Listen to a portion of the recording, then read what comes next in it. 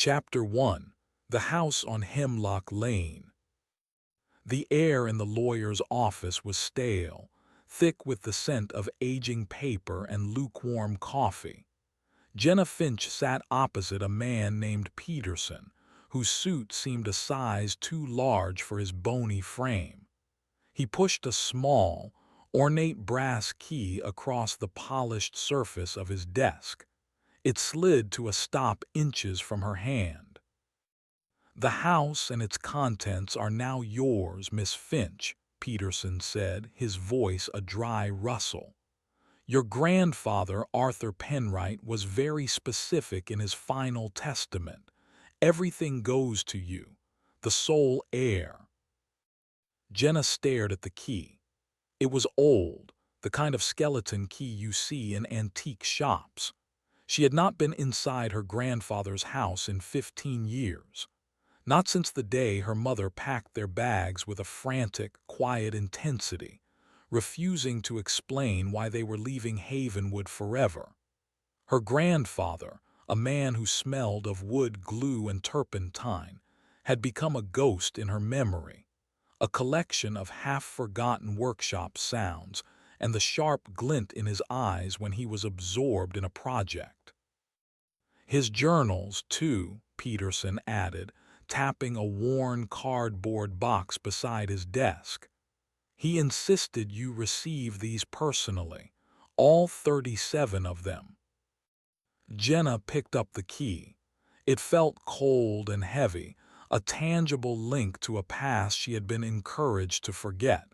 "Thank you, Mr. Peterson. The estate has some minor debts. Property tax, utilities. Most of it can be covered by the auction of the contents.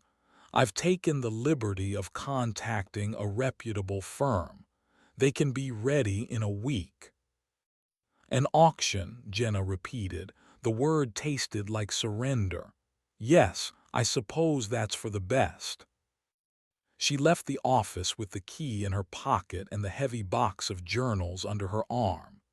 Havenwood had not changed. The same sleepy town square, the same colonial-era buildings with their peeling paint, the same quiet resignation hanging in the air. It was a town preserved in amber, a place where time seemed to slow to a crawl. Her grandfather's house was on Hemlock Lane, at the very edge of town, where the manicured lawns gave way to the dense, dark woods of the state preserve. The house stood exactly as she remembered it, a two-story Victorian with a sagging porch and paint the color of bone. Weeds choked the flower beds. A shutter hung from a single hinge, banging a soft, rhythmic tattoo against the siding in the afternoon breeze. She climbed the steps, each one groaning under her weight, and fitted the brass key into the lock. The tumblers ground with a coarse, metallic complaint before the door swung inward, releasing a sigh of cool, musty air. The inside was a monument to a cluttered mind. Every surface was covered. Stacks of books on woodworking and local history teetered precariously. Half-finished birdhouses sat beside complex, intricate clockwork stripped down to their gears. A fine layer of dust coated everything, a gray shroud over a life interrupted. It was the smell that struck her first, a complex perfume of sawdust, oil paints, aging paper, and something else, something sharp and chemical she couldn't place. She set the box of journals on a crowded end table and moved through the house like a trespasser. The living room flowed into a dining room where the table was buried under blueprints and schematics. The kitchen was tidy but unused, a thin film of grease on the stove hood. Upstairs, his bedroom was sparse, a simple bed and a dresser. The closet held 3 identical sets of work clothes. It was the room of a man who slept only to return to his work. His workshop was where he had truly lived. It took up the entire back half of the ground floor. Tools hung from pegboards in a perfect, obsessive order. Jars filled with screws, nails, and tiny, unidentifiable metal bits lined the shelves. On the main workbench, under the stark glare of an adjustable lamp, lay his final, unfinished project. A tiny, perfect wooden robin, its feathers carved with a surgeon's precision, one wing still a block of unshaped basswood. A pang of something, a dull ache of loss for a man she barely knew, tightened in her chest. She had been avoiding the basement. Her mother's only cryptic warning from years ago echoed in her thoughts. Your grandfather spends too much time down there. It's not healthy. The door was at the end of the main hall, concealed behind a heavy curtain. The wood was solid oak, fitted with a heavy deadbolt she did not have a key for.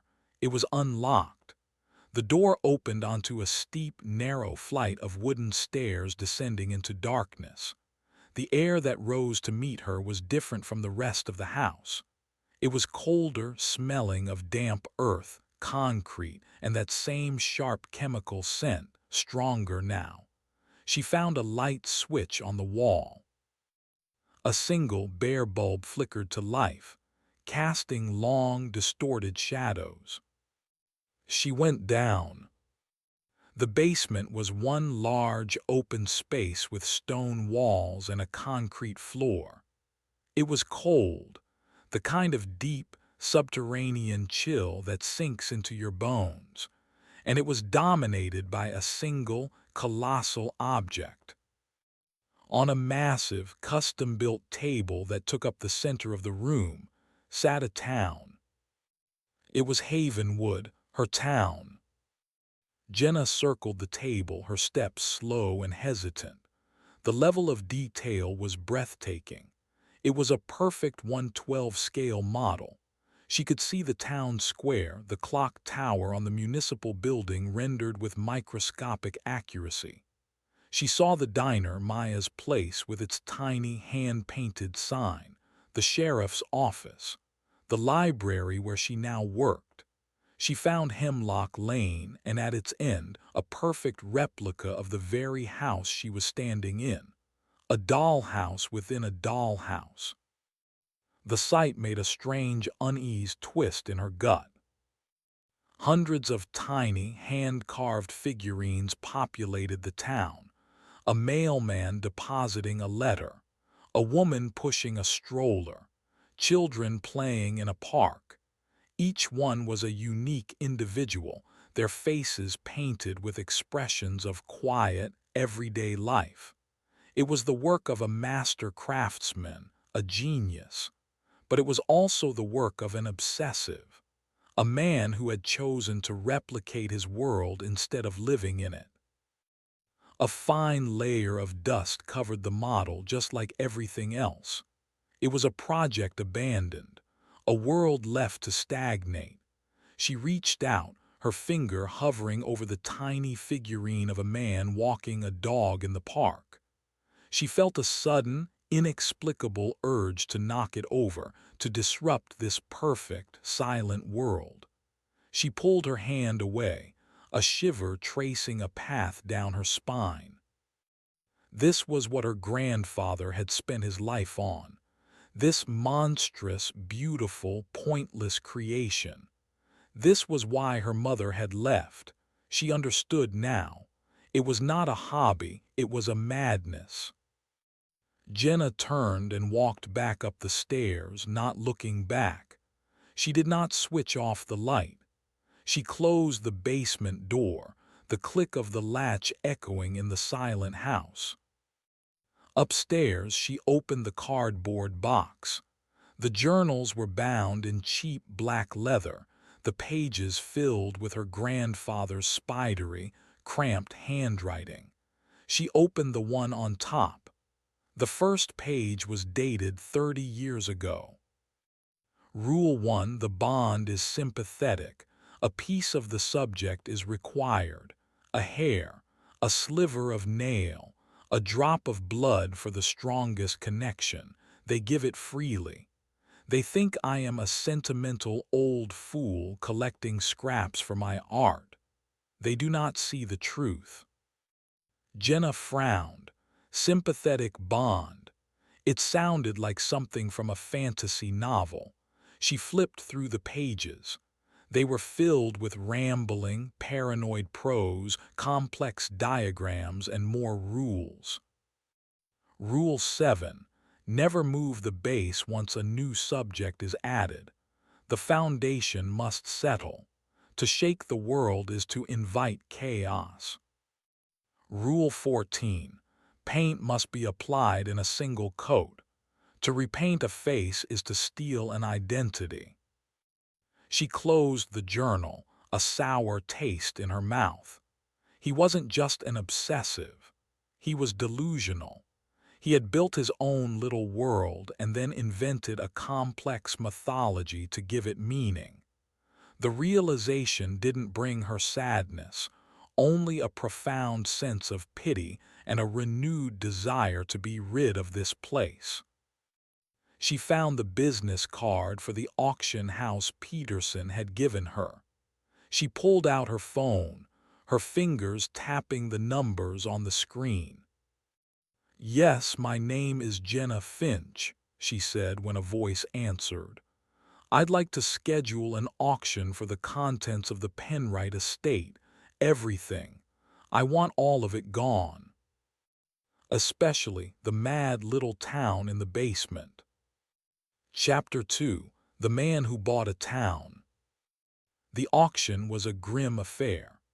A week of sorting and cataloging had transformed Arthur Penwright's house from a cluttered workshop into a sterile, itemized collection of a dead man's possessions. Jenna moved through the rooms, watching as strangers put their hands on her grandfather's life, their faces betraying nothing but a cold calculus of value. Locals from Havenwood picked through the smaller items, looking for a bargain on a set of chisels or a sturdy workbench. A few antique dealers from out of town circled the handmade furniture, their eyes sharp and critical. Jenna had made sure the auctioneers listed the model town as the final premier item. Lot 472, elaborate, highly detailed miniature townscape, custom built, artist Arthur Penwright. She hoped some eccentric hobbyist or a local museum might buy it. She just wanted it out of the house. Every time she went into the basement to let the appraisers work, the town seemed to watch her, its silent, painted population passing a collective judgment. The auction for the smaller lots dragged on. A set of clock-making tools went for a decent price. The unfinished wooden robin was bought by Beatrice Cromwell's daughter, a sentimental purchase. By late afternoon, only a handful of serious bidders and the curious locals remained.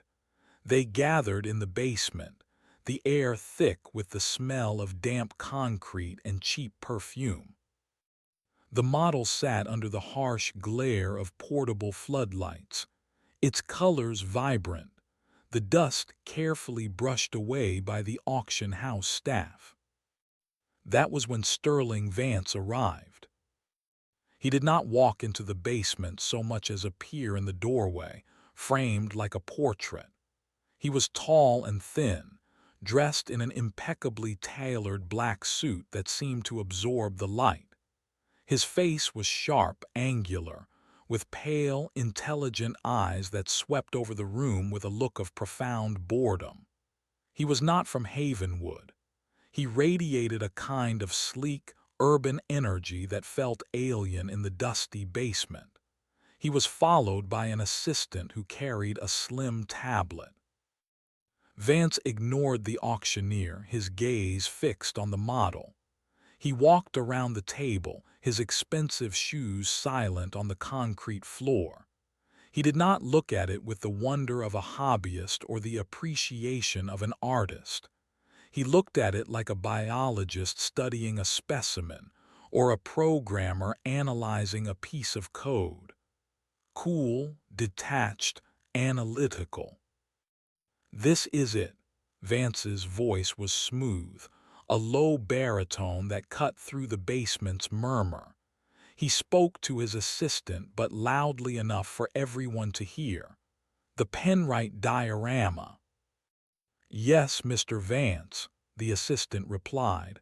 Lot 472. The auctioneer, a portly man named Gable, cleared his throat. All right, folks, here we are. The centerpiece of the Penwright collection. A lifetime of work, as you can see. A true piece of American folk art. We'll start the bidding at $5,000. A local historian raised his paddle. 5,000. I have 5,000. Do I hear 6? Vance let out a soft, condescending chuckle. He raised a single, manicured finger. 50,000. A collective gasp went through the room. The local historian lowered his paddle, his face flushing. The antique dealers exchanged wary glances. 50,000 was an absurd price. It was a declaration, not a bid. It meant, this is mine, do not bother. Gable, the auctioneer, blinked, his professional composure momentarily shattered. I have $50,000 from the gentleman in the back.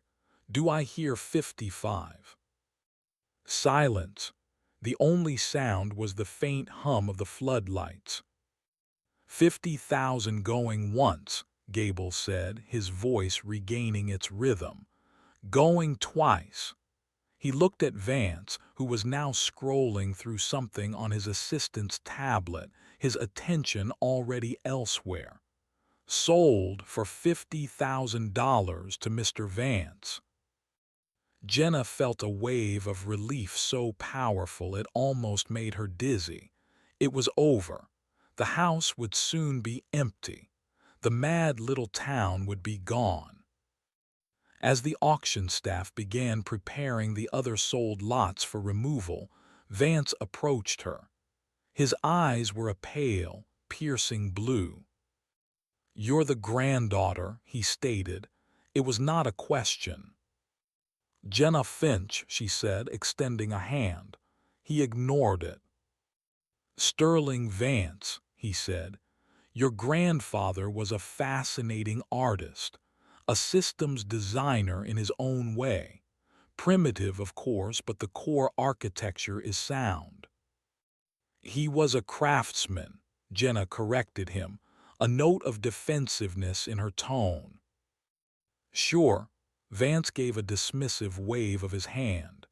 The user interface is a little cluttered, though. The aesthetic is rustic. It could be optimized, streamlined. He gestured toward the model. Take that diner, for example. The sign is garish, hand-painted, an eyesore. It disrupts the entire flow of the main street. Jenna frowned. It's a replica of a real place, Maya's Diner. Art shouldn't replicate reality, Miss Finch, Vance said, a patronizing smile touching his lips. It should improve upon it. The first thing I'm going to do is perform a full diagnostic. A B-test a few layouts. Prune the inefficiencies. This isn't just a model, it's a closed system. A perfect sandbox environment. His words made no sense to her, but the casual arrogance behind them was unmistakable. He spoke of her grandfather's life's work as if it were a faulty piece of software in need of a patch. Before she could form a response, his assistant interrupted. The movers are here, Mr. Vance. They have the custom crate and the climate-controlled vehicle. Excellent, Vance said. He gave Jenna a final dismissive nod. A pleasure, Miss Finch. She watched as a team of professional movers, dressed in clean white uniforms, entered the basement. They handled the model with an almost surgical reverence, measuring, documenting, and carefully constructing a supportive frame around it. It was a slow, painstaking process. Within 2 hours, the entire massive table, with the town of Havenwood sitting upon it, was encased in a protective shell, lifted by a hydraulic dolly, and wheeled carefully up a ramp into the back of a large, unmarked white truck. Jenna stood on the sagging porch, watching the truck pull away from the curb. It moved down Hemlock Lane and turned the corner, disappearing from view. A strange emptiness settled over the house. The silence was different now. It was not the silence of a cluttered life paused. It was the silence of a void. She walked back inside, the floorboards echoing under her feet. The basement was a vast, empty space, the concrete floor marked by the clean rectangle where the table had stood for decades. The single bare bulb seemed dimmer now, the shadows in the corners deeper. She felt a sudden, sharp pang of regret, a sense of profound loss that was completely irrational. She had wanted it gone, and now it was. She should have been happy. Instead, she felt as if she had just sold off a part of her own history, a part she had never bothered to understand.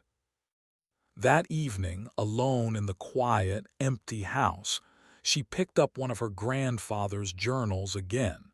She opened it to a random page. The handwriting was messier here, the ink blotched in places. The new owner will not understand. The custodian must be the creator. A foreign hand invites only ruin. They will see the pieces, but they will not see the whole. They will see a toy, not a responsibility. The first rule of stewardship: do no harm. A rule they will not know they are breaking until the breaking is done. Jenna snapped the book shut. The words were the ravings of a lonely, delusional man. That's all they were. Sterling Vance was an eccentric rich man who had overpaid for a piece of folk art. He would put it in a sterile white room in his mansion and admire it. That's all that would happen. She went to bed that night and dreamed of a silent town where all the people had been laid on their backs, their painted eyes staring up at an empty sky, waiting for a hand to set them upright again. Chapter 3: The Garish Sign. 3 days passed. A fragile sense of normalcy began to settle over Jenna. The auction house cleared out the last of the sold items, leaving the house on Hemlock Lane hollow and echoing. She spent her days at the Havenwood Public Library, the quiet, ordered world of the Dewey Decimal System, a comfort against the chaotic legacy her grandfather had left her. She packed her own small suitcase, preparing to leave the town for good once the estate was formally closed. The journals remained in their box, an unopened Pandora's chest of her grandfather's madness. The phone call came on a Tuesday afternoon. The sky outside the library's large arched window was a perfect, cloudless blue. The air was still. Jenna was at the main desk, checking in a stack of books, when the library's phone rang, its shrill cry startling in the quiet room. Havenwood Library, this is Jenna. Jenna, it's Maya Corrigan. The voice on the other end was high and strained, tight with panic. Maya owned the diner, a woman whose default setting was a kind of unflappable, coffee-fueled cheerfulness. She did not sound cheerful now. "Maya, what's wrong? You sound upset." "My sign, my God, Jenna, the sign." "What about it?" Jenna pictured the big, retro sign, shaped like a coffee cup, that hung over the diner's entrance. It just fell, it just dropped straight down, no warning. Maya's words tumbled out in a rush. It crushed the front of the delivery truck. The driver, Gary, he was just getting out. If he had been 2 seconds earlier, God, it's a miracle he's not dead. Jenna's blood ran cold. Was there a storm, high winds? No, that's the thing, there's not a breath of wind out here. It's a perfect day. The bolts just sheared off, all of them at once. The sheriff is here.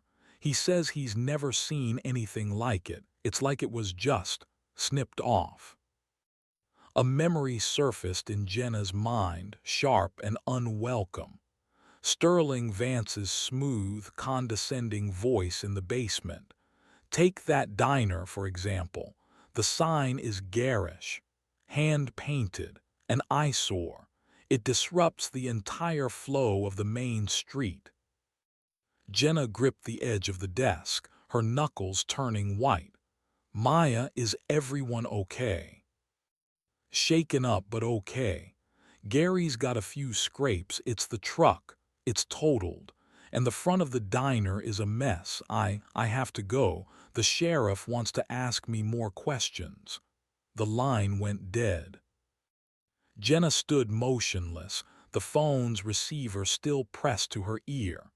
It was a coincidence, a freak accident, a structural failure.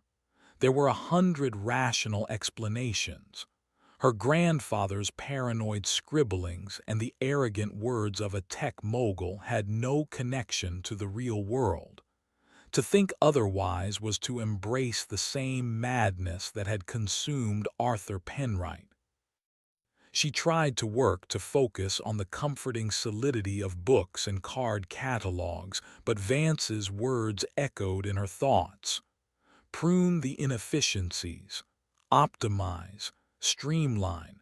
He hadn't been speaking about a real town. He had been talking about a model, a toy. That evening, she did not pack. She pulled the box of journals from the corner where she had left it and sat at the dusty dining room table. She didn't open one at random this time. She started with the very first volume, the one dated 30 years ago. The early entries were lucid, the observations of a meticulous craftsman. He wrote about his techniques for carving the tiny figures, for mixing paints to get the perfect shade of weathered brick. But even in the beginning, there was an undercurrent of something else. He wrote about collecting the personal items, a stray hair from the barber's floor, a chewed pencil from a schoolteacher's desk, with an almost religious reverence. The vessel must contain a spark of the original, he wrote. It is not enough to replicate the form. One must anchor the essence. As she read on, volume after volume, a horrifying narrative began to emerge. Arthur Penwright had not set out to create a magical object. He believed he had stumbled upon a strange property of the universe, a kind of sympathetic resonance. By creating a perfect, focused replica of a person or object, and anchoring it with a piece of the original, he found that the replica and the original became linked. What happened to one, happened to the other. At first, it was a tool for good in his mind. He described fixing a loose shingle on the model of a neighbor's roof, and learning the next day that the real shingle had somehow reseated itself during the night. He wrote of a time he noticed the figurine of a child had a small, painted scrape on its knee, a detail he hadn't intended. Later that day, he saw the real child with a bandage in the exact same spot. But the journals took a darker turn. He wrote of the immense responsibility, the crushing weight of being the secret, unknown caretaker of an entire town. He became a prisoner of his own creation, constantly checking for imperfections, for dust, for the slightest chip or crack that could translate into a catastrophe in the real world. "I am a god of a world I did not ask to create," he wrote, his handwriting becoming more erratic.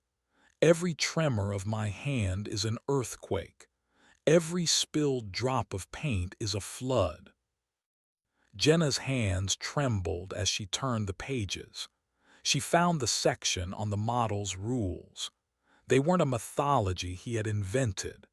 They were a user's manual, written by a terrified engineer who was the only one who knew how the machine worked. Rule 3. What is removed forever. A snapped piece can never be restored to its whole. The connection is severed violently. She thought of Maya's sign. Vance had called it an eyesore. He had probably snapped the tiny, hand-painted sign off the model diner with his thumb, a casual act of aesthetic curation, a violent severing, the bolts shearing off all at once. Jenna felt a wave of nausea. She pushed the journal away, her heart hammering against her ribs. It was impossible. It was the stuff of nightmares, of cheap horror novels. And yet, the coincidence was too perfect, too specific. She had to know. She had to see the model. She found her phone and searched for Sterling Vance. His company, Vance Innovations, had a sleek, minimalist website. He was a pioneer in AI and systems architecture, a self-described reality curator. His bio listed a residence in the hills outside of Havenwood, a new modernist estate built on 100 acres of cleared forest. An address was listed for his corporate office, but not his home. How could she get to him? How could she, the granddaughter of the town lunatic, convince a billionaire tech mogul that his new toy was causing real-world disasters? He would laugh at her. He would have security escort her away. She sat in the silent, empty house, surrounded by the ghosts of her grandfather's obsession. The weight of what he had written in the journals, what he had believed with every fiber of his being, settled upon her. He had not been a madman. He had been a warden, and she had just sold the prison to an inmate who had no idea he was locked inside. Her gaze fell on the phone. There was one person she could go to, one person who would have to listen even if he didn't believe her. She found the number for the Havenwood Sheriff's Department. She would sound insane. She accepted that. But after what happened at the diner, staying silent was no longer an option. The breaking was done, and she was the only one who knew it. Chapter 4. The Man Who Couldn't Stand Up. The Havenwood Sheriff's Department was a small brick building tucked behind the municipal offices. The interior smelled of burnt coffee and disinfectant. A ceiling fan wobbled overhead, stirring the humid air. Sheriff Brody Gable sat behind a large metal desk cluttered with files and styrofoam cups. He was a big man, his uniform straining at the shoulders, with a tired face and eyes that had seen too many small-town disputes turn ugly. He looked at Jenna from across his desk, his expression a careful mixture of patience and skepticism. "Let me get this straight, Miss Finch," he said, his voice a low rumble. "You believe the accident at the diner yesterday is connected to a dollhouse that your grandfather built?" Jenna's hands were clenched in her lap. She felt a hot flush of embarrassment creep up her neck. Hearing her fears spoken aloud in the flat, pragmatic light of a police station made them sound even more insane. "It's not a dollhouse, Sheriff, it's a scale model, and I know how it sounds. But the man who bought it, Sterling Vance, he specifically mentioned the diner's sign. He called it an eyesore. The day before it fell." Gable leaned back in his chair, which groaned in protest. "Miss Finch," I looked at the report. "The maintenance company that installed that sign 20 years ago went out of business. The bolts were rusted through. It was a tragedy waiting to happen. The timing is a coincidence." "And what if the next coincidence is worse?" Jenna's voice was sharper than she intended. She pushed one of her grandfather's journals across the desk. "My grandfather kept records. He documented everything. He believed anything that happened to the model happened to the town. He spent his whole life trying to protect it, to keep it stable." Gable eyed the journal but didn't touch it. "Your grandfather was a recluse, Jenna. People in town respected his skill, but they also thought he was eccentric. He lived in his own world." "This world," Jenna insisted, tapping the desk. "He lived in this one and he thought he was protecting it. What if he was right?" Before Gable could answer, the door to his office opened and a young, fresh-faced deputy leaned in. "Sheriff, we've got a situation." "What is it, Finn?" Gable asked, his attention shifting, clearly relieved by the interruption. "It's my father," the deputy said, his voice unsteady. "He collapsed at the hardware store. He's conscious, but he can't stand up." "Did he hit his head? Is he hurt?" "No, that's the thing. He's not hurt. He says the whole world is tilted, like he's standing on the side of a steep hill. He has this vertigo. The paramedics are with him now. They're baffled." The deputy's name was Finn, Deputy Finnegan. His father owned the local hardware store. A solid, dependable man. Jenna went rigid. She stared at the young deputy, and a specific, terrifying memory from the journals surfaced. She had been up all night, skimming through the volumes, her mind racing. A short, frantic entry from about 10 years prior. "The boy from the Miller family knocked on my door. He had found one of the figures in his yard. The deputy's boy, young Finnegan. The figurine must have fallen from the table during the last tremor. He handed it to me. I took it back to the workshop and placed it on the board. It would not stand. The base was warped. I had to lay it on its side until I could fashion a new one. The next day, I heard the boy had been struck by a terrible sickness. A dizzy spell so bad he could not leave his bed. The world was tilted," he said. "It did not right itself until I finished the new base and stood the figure upright again. Rule 21. A figure must always stand on a level plane. Balance in the small world is balance in the large one." "What's his name?" Jenna's voice was a harsh whisper. Gable looked at her, then at his deputy. "Whose name?" "The deputy. What's his first name?" The young man looked confused. "It's Mark Finnegan." "No," Jenna breathed, shaking her head. "Your name is Finn." It was not a question. It was a statement of dreadful certainty. Arthur hadn't written about Deputy Finnegan. He had written about the figurine's name, Finn. The deputy's brow furrowed. "Well, yeah, everyone calls me Finn. It's a nickname." Jenna stood up so quickly her chair scraped against the floor. She grabbed the journal and flipped through the pages with frantic energy.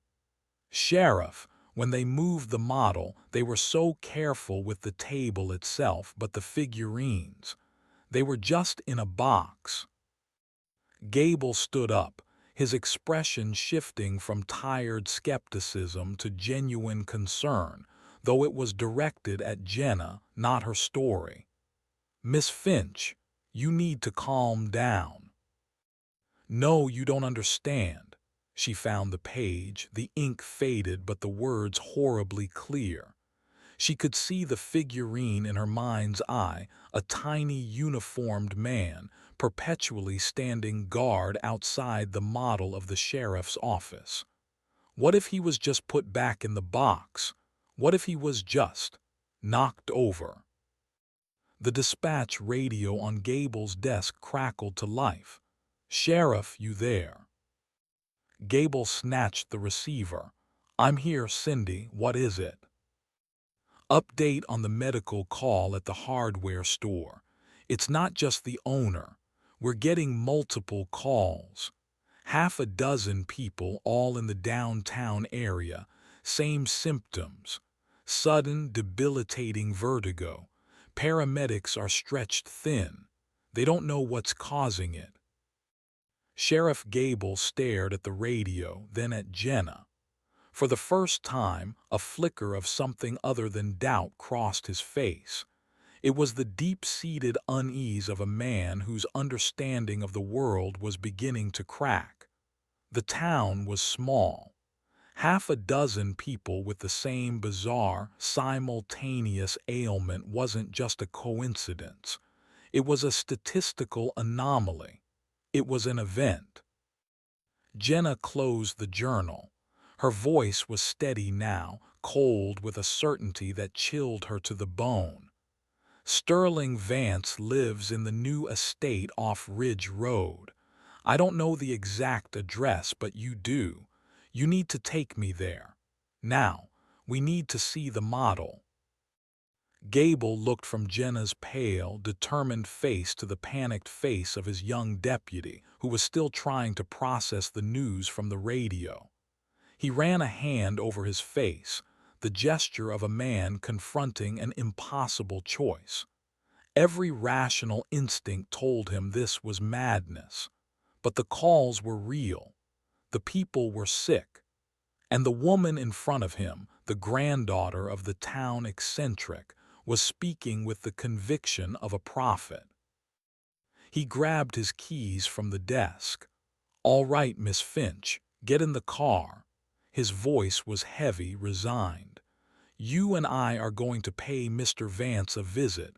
We're going to get to the bottom of this, one way or another." As they walked out into the bright, still afternoon, Jenna felt no triumph, no vindication. Only a cold, creeping dread. She wasn't just trying to prove her grandfather was right. She was trying to stop a catastrophe that had already begun, armed with nothing but a set of lunatic rules for a game she had never intended to play. Chapter 5: The Man Who Came Apart. The drive to Sterling Vance's estate was a study in tense silence. Sheriff Gable handled the police cruiser with a grim focus, his knuckles white on the steering wheel. The radio provided a sporadic, disturbing commentary on the unfolding situation downtown. 2 more cases of the vertigo sickness. The high school had canceled afternoon classes after 3 teachers, and a dozen students were affected. The town's small clinic was overwhelmed. It was like a silent plague, spreading with invisible, inexplicable speed.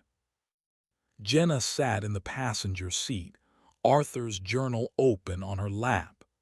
She felt a strange connection to her grandfather, a shared burden across the veil of death.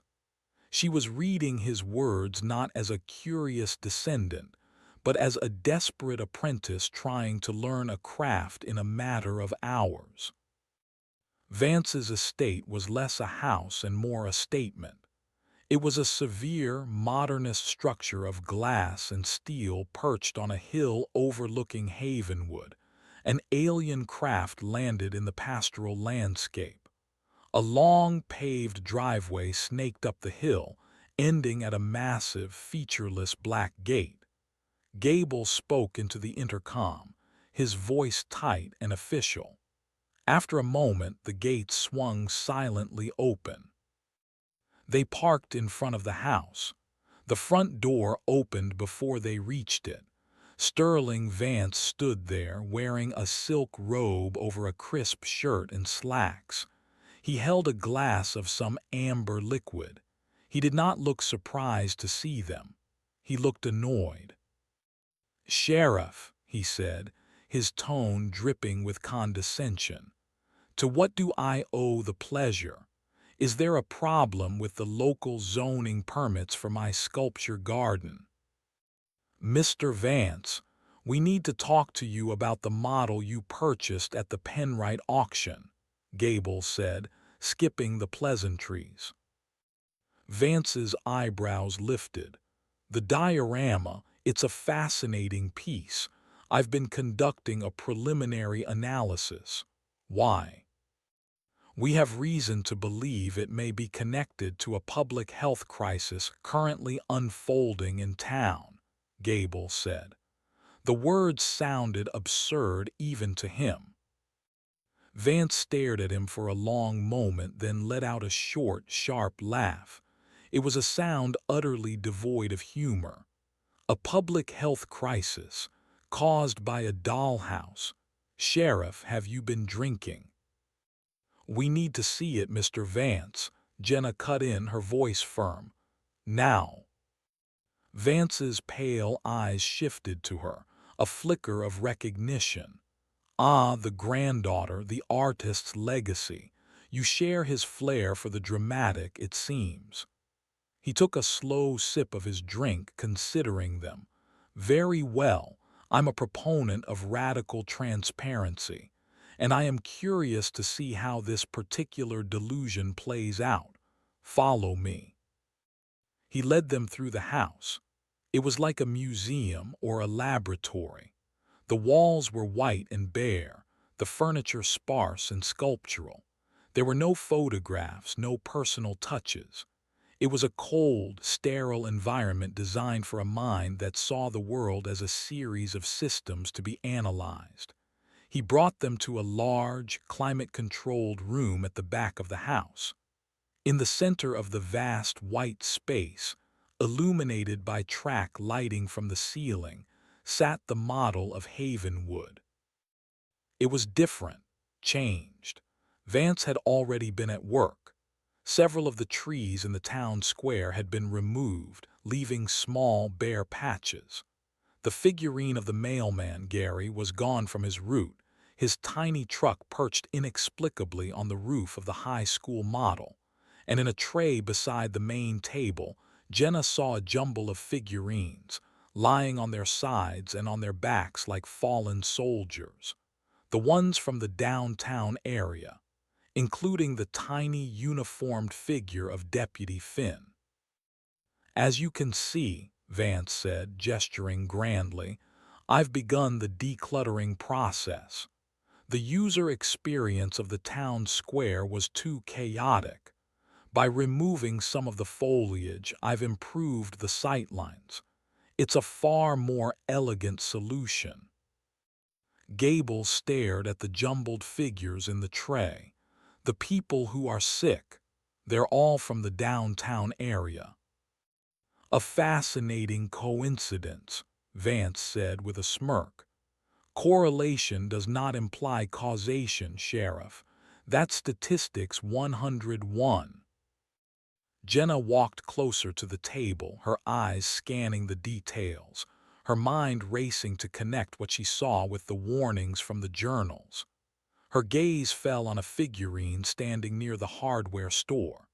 It was a man in overalls, a handyman named Dave Miller. He was a familiar sight in town, but his figurine was wrong. It was crooked, leaning at an unnatural angle. There were visible seams of dried, crystalline glue on its torso and one of its legs, as if it had been broken and hastily repaired. "What happened to this one?" Jenna asked, her voice a low, horrified whisper. She pointed at the figure. Vance glanced over. "Ah, that. A minor mishap. The build quality on some of these figures is surprisingly poor. I dropped it while I was repositioning the lighting. It shattered. I simply glued it back together." He chuckled. "It's a bit messy. I'll have my assistant do a proper restoration later. For now, it's a charming, if clumsy, repair." Jenna looked at Sheriff Gable. His face was pale. He had opened his mouth to speak when the radio on his belt crackled, the sound unnaturally loud in the silent, white room. "Sheriff, are you there? You're not going to believe this." It was Cindy from Dispatch, her voice strained, bordering on hysterical. Gable raised the radio to his mouth, his eyes locked on the crooked, glue-seamed figurine. "Go ahead, Cindy." "We've got a man. Downtown, by the hardware store. It's Dave Miller. Oh God, Sheriff, I don't know how to describe it. People are screaming. He's coming apart."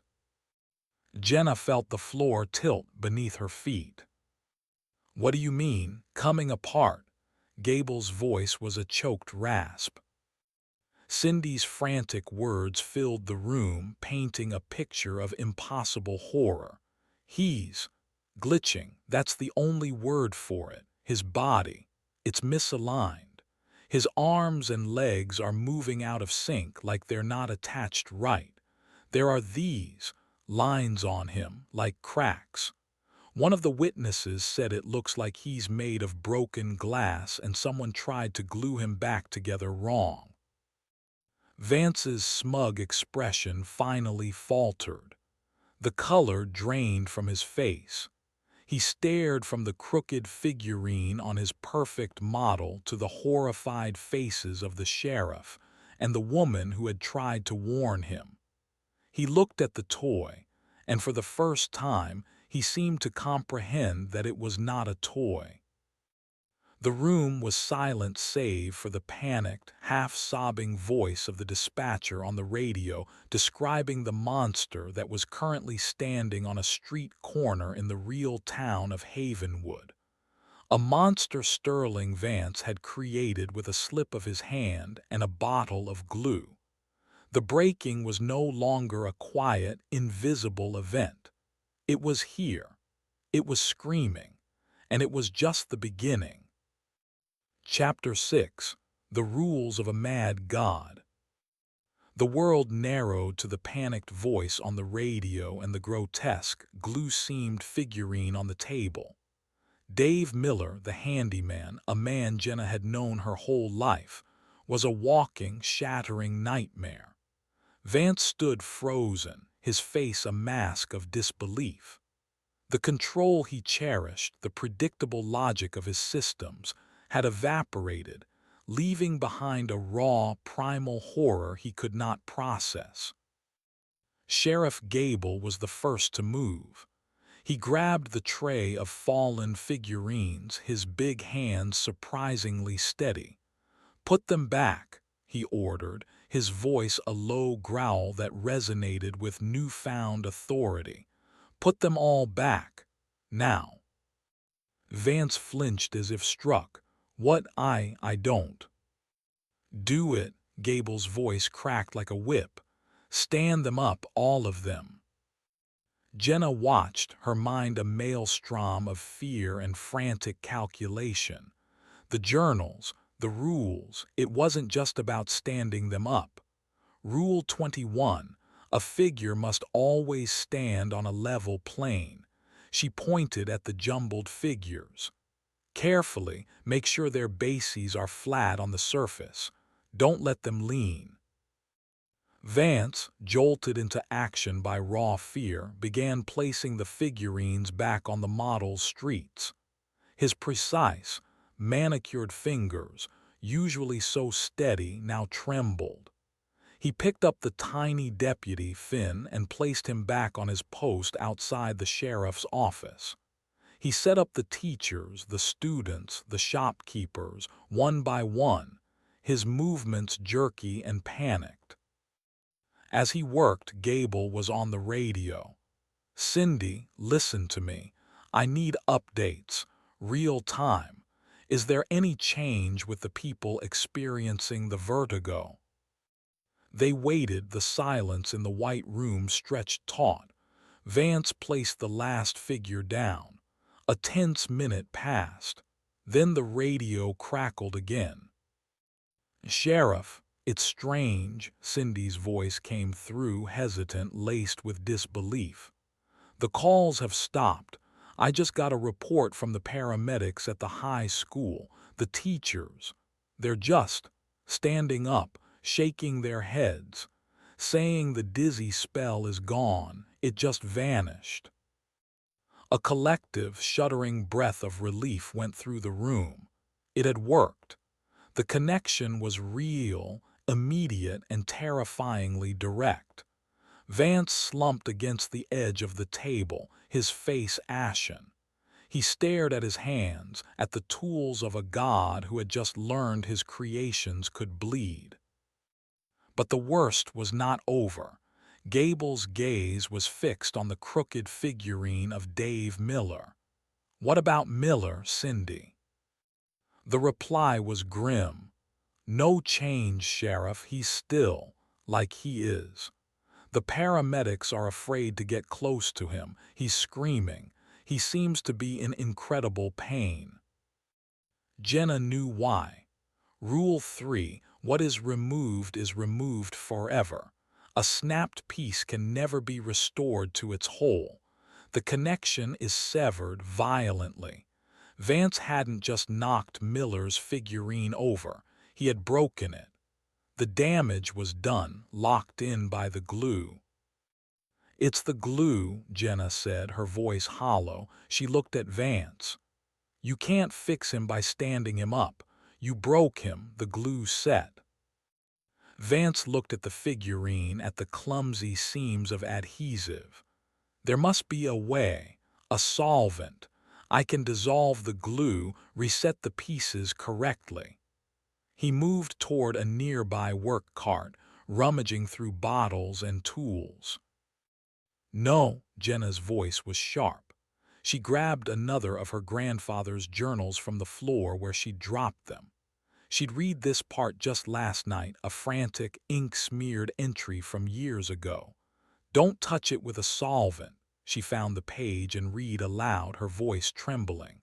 "The resin incident, a lesson in humility. The figurine of Old Man Hemlock fell and its arm was severed. In my haste, I used a chemical solvent to remove the old glue. The result was catastrophic. The solvent did not just dissolve the glue, it melted the paint, the wood itself. It ate through the anchor. In the real world, Hemlock's arm did not heal. It dissolved. A horrifying, liquefactive necrosis. Rule 11. The introduction of a foreign chemical agent to a bonded figure corrupts the anchor. The link becomes a channel for decay. Vance froze, a bottle of clear liquid in his hand. He looked from the journal to the figurine, his analytical mind finally grasping the horrifying, illogical consistency of the rules. He was trapped. To leave the figurine as it was to condemn Dave Miller to a state of living torment. To try and fix it with chemicals could erase him from existence in the most gruesome way imaginable. "So what do we do?" Gable demanded, his voice ragged. He was a man of action, a man who solved problems with procedure and force. There was no procedure for this. There has to be something we can do for him. Jenna's mind raced through the hundreds of pages she had read. The rules were a labyrinth of prohibitions and warnings, But Arthur hadn't just documented disasters. He had also sought solutions. He had been a craftsman, a woodworker. He repaired things. "A new one," Jenna said, the idea forming as she spoke. "He can't be fixed, so he has to be replaced." Vance and Gable stared at her. "Replaced," Vance repeated, baffled. "My grandfather wrote about it. If a figurine was damaged beyond repair, he would carve a new one, a perfect replica of the original. Then he would perform a transfer ritual. He needed a new anchor, a fresh hair, a nail clipping, and the personal effects from the old figurine. Then he would destroy the old one, incinerate it. He wrote that for a moment the person would flicker. They would experience a profound sense of dislocation, and then the new anchor would take hold. The connection would transfer to the new, whole vessel." Gable stared at her, horrified. "You want to carve a new doll and set the old one on fire?" "It's the only way," Jenna insisted, her conviction growing. "But it has to be perfect. The details, the paint, everything. And we need a new anchor from Dave Miller, something from him right now." Vance was already moving. His panic was receding, replaced by a chilling, focused intensity. This was a problem he could understand, a complex system with arcane rules and a clear objective. It was a design challenge. "My workshop. I have a 3D scanner, laser cutters, a full-spectrum paint synthesizer. I can replicate the figure down to the micron. It will be a more perfect copy than the original." "No," Jenna said firmly. "It can't be machine-made. It has to be done by hand. The intent, the focus, that's part of it. My grandfather wrote that the bond is empathetic. It's tied to the human act of creation." She looked at Vance's soft, clean hands. Then she looked at her own. She had spent summers in her grandfather's workshop as a child. He had taught her how to hold a carving knife, how to feel the grain of the wood. "I have to do it," she said, the realization settling on her with crushing weight. "I'm the only one who can." Gable was already on his radio. "Finn, I have a strange request. We need to get a fresh sample of Dave Miller's hair or a nail clipping. I don't care how you do it. Tell the paramedics it's for a toxicology test. And we need his work jacket, his tools, anything he had on him. Bag it all. Bring it to the Vance estate on Ridge Road. And Finn, be careful." The sheriff turned to Jenna, his face grim. "All right, Miss Finch. You want to carve a doll to save a man's life. Where do you start?" Jenna looked at the model, at the tiny, silent town that held the real one hostage. She thought of the unfinished wooden robin on her grandfather's workbench, the tools hanging in their perfect, obsessive order. "We have to go back to my grandfather's house," she said. "The tools are there. The wood is there. Everything we need is there." Vance nodded, his mind already dissecting the problem. "I'll have my assistant collect every high-resolution image and measurement of the original Miller figurine before you go. You'll have perfect schematics to work from."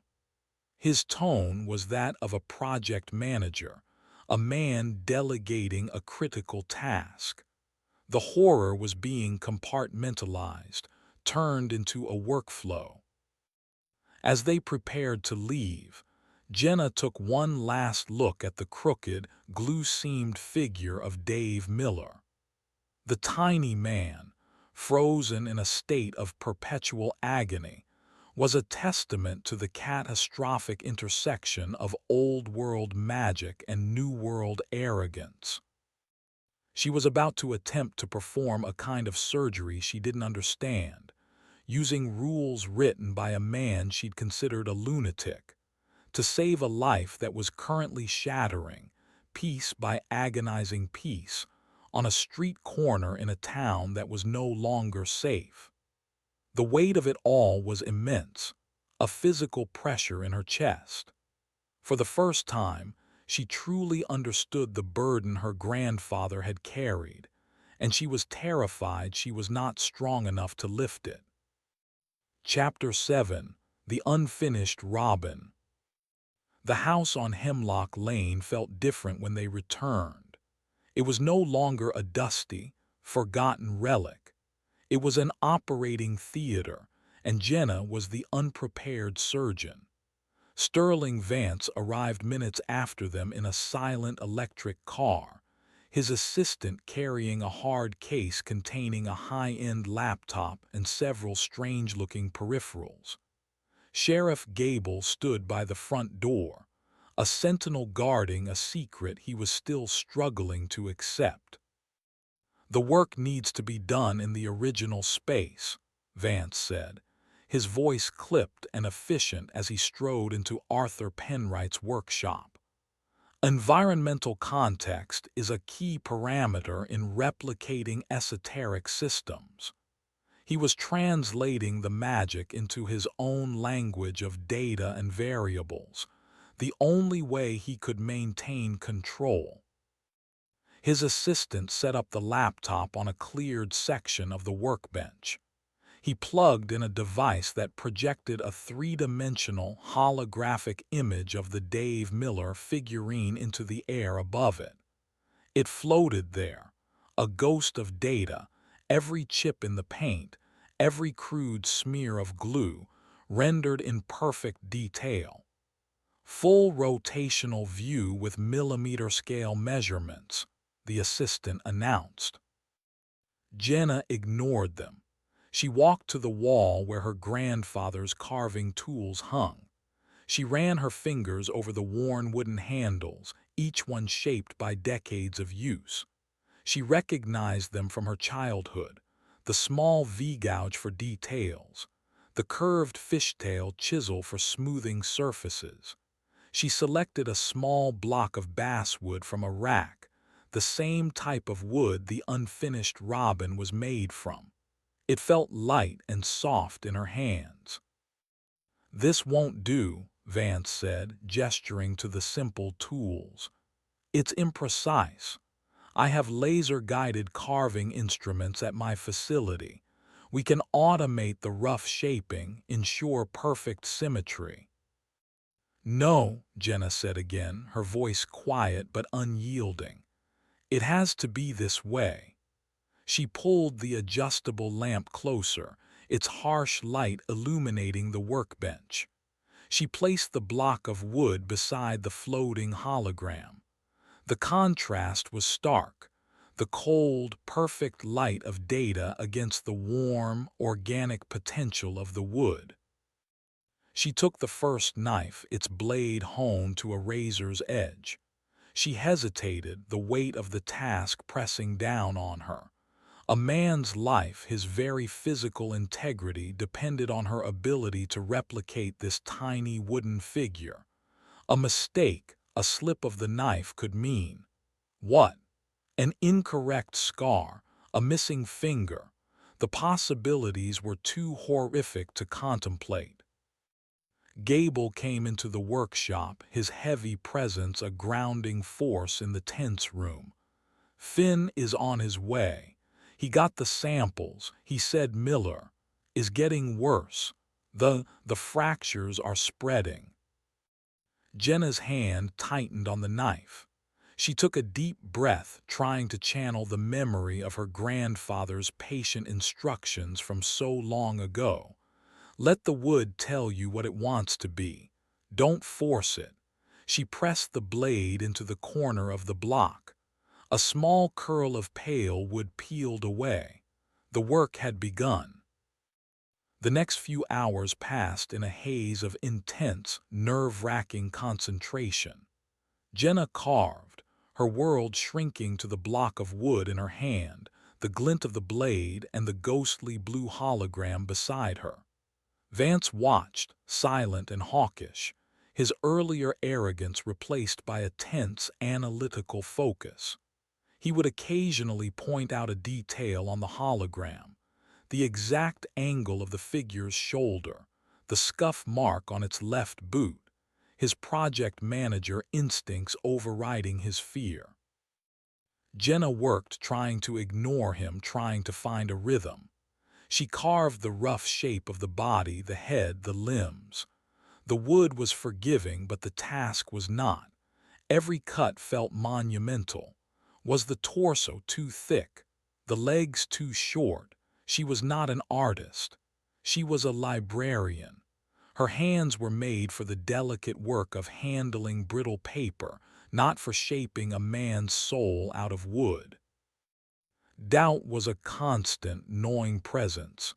She kept thinking of the unfinished robin. Her grandfather had been a master, and even he had left a project incomplete. What chance did she have? She was a fraud, playing with forces she couldn't possibly comprehend. Sheriff Gable stayed, a silent guardian. He drank coffee from a thermos, his eyes never straying from Jenna's hands. He was her first believer, the first person to cross the bridge from rational skepticism to horrified acceptance. His presence was an anchor. It kept her from spiraling into panic.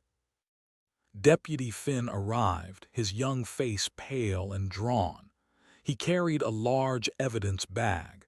Inside was a jean jacket, a small plastic baggie containing a few strands of hair and a ragged fingernail clipping, and a small leather tool belt.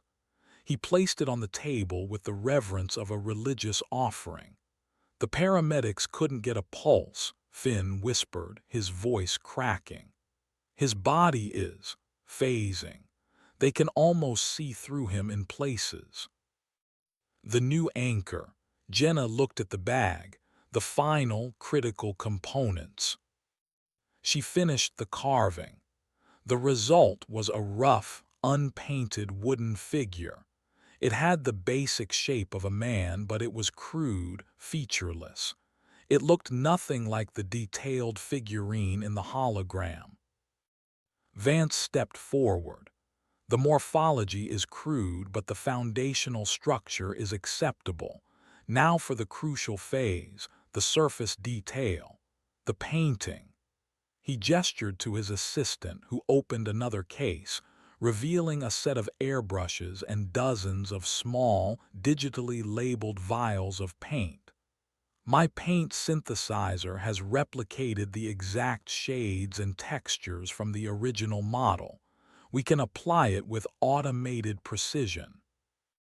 Jenna looked at the wooden figure in her hand.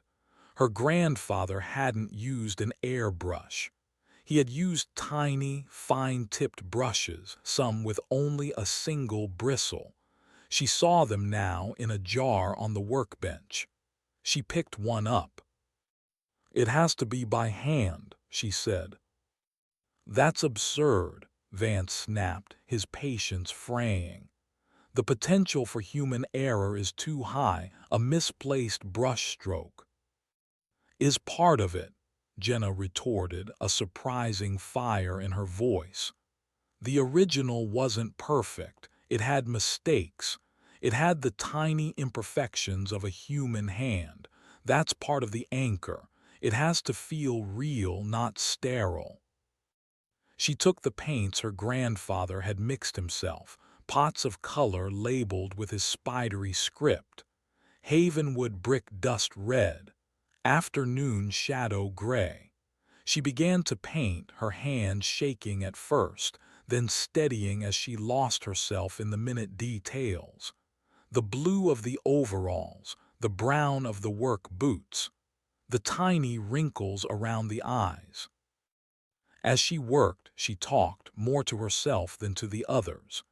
"He wrote that you have to think about the person. You have to hold them in your mind, their habits, their life. It focuses the intent. It strengthens the bond." She thought of Dave Miller, a man who always had a friendly wave, who fixed her mother's leaky faucet once for the price of a pie. She painted that kindness into the set of his mouth. She painted his dependable, hard-working nature into the posture of his shoulders. The sun began to set, casting long shadows through the workshop window. The only light was the stark glare of the lamp on the workbench. Finally, she was done. She placed the newly carved and painted figurine next to the hologram.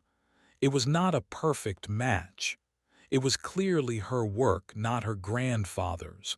It was slightly softer, the lines less sure. But it was whole. It was unbroken. "It's ready," she said, her voice hoarse. Gable moved to the evidence bag. Vance watched, his skepticism now fully replaced by a kind of terrified awe. The time had come for the transfer, the final, most dangerous part of the ritual. Jenna took the new figurine in one hand and looked at the hologram of the broken one, floating ominously in the air. The next step required them to go back to Vance's house, to the original model. One man's life would be destroyed and reborn, and they were about to light the match. Chapter 8: A Flicker of a Soul. The return to Vance's estate was a silent, grim procession. Jenna held a small, velvet-lined box containing the new figurine and the bag with Dave Miller's personal effects. The weight of it felt immense, as if she were carrying the man himself. Gable drove, his jaw set, his eyes focused on the road. Vance followed in his own silent car, a man being chauffeured to his own strange, arcane judgment. They entered the white, sterile room where the model of Havenwood waited. It was a silent, miniature stage for a cosmic drama. The broken figurine of Dave Miller still stood where they had left it, crooked and tragic. The sight of it sent a fresh wave of nausea through Jenna. Vance's assistant was waiting, his face pale. "Mr. Vance, the town. The reports are—" "I know," Vance cut him off, his voice flat. "Prepare the incinerator." The assistant blinked. The what, sir?" "You heard me. The small, high-temperature kiln we use for ceramic prototyping. Bring it here. And bring a pair of crucible tongs."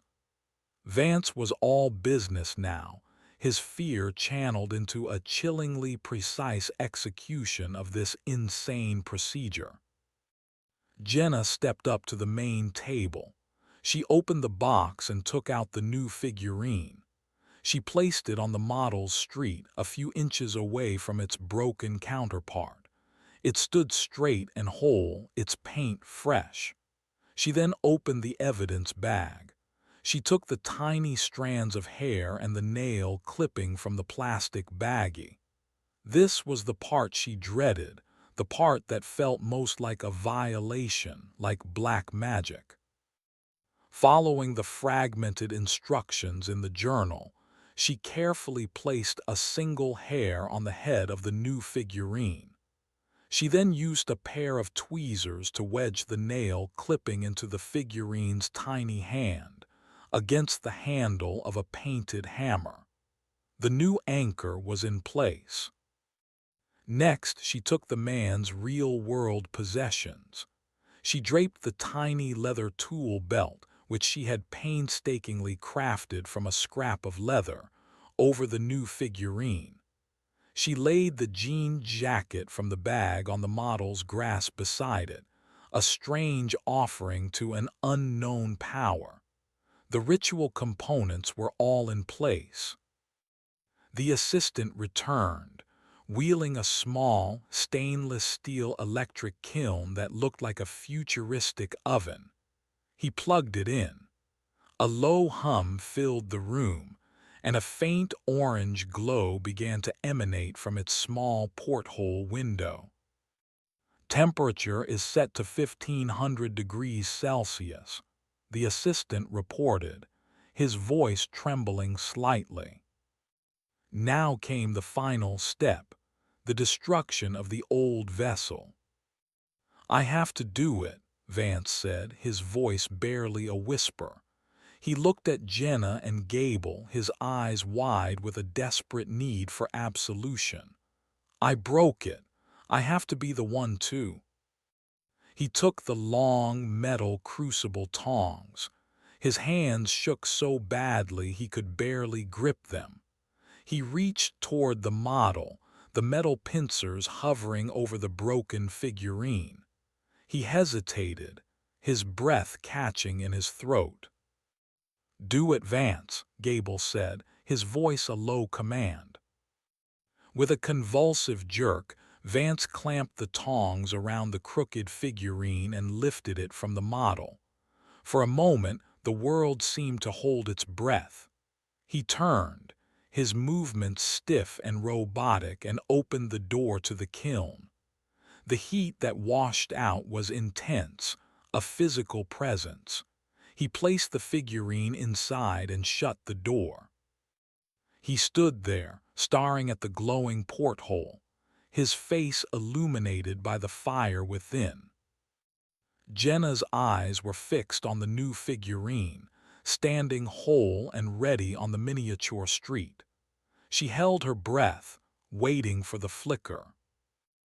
Gable was on the radio, his voice tense. "Cindy, what's happening with Miller?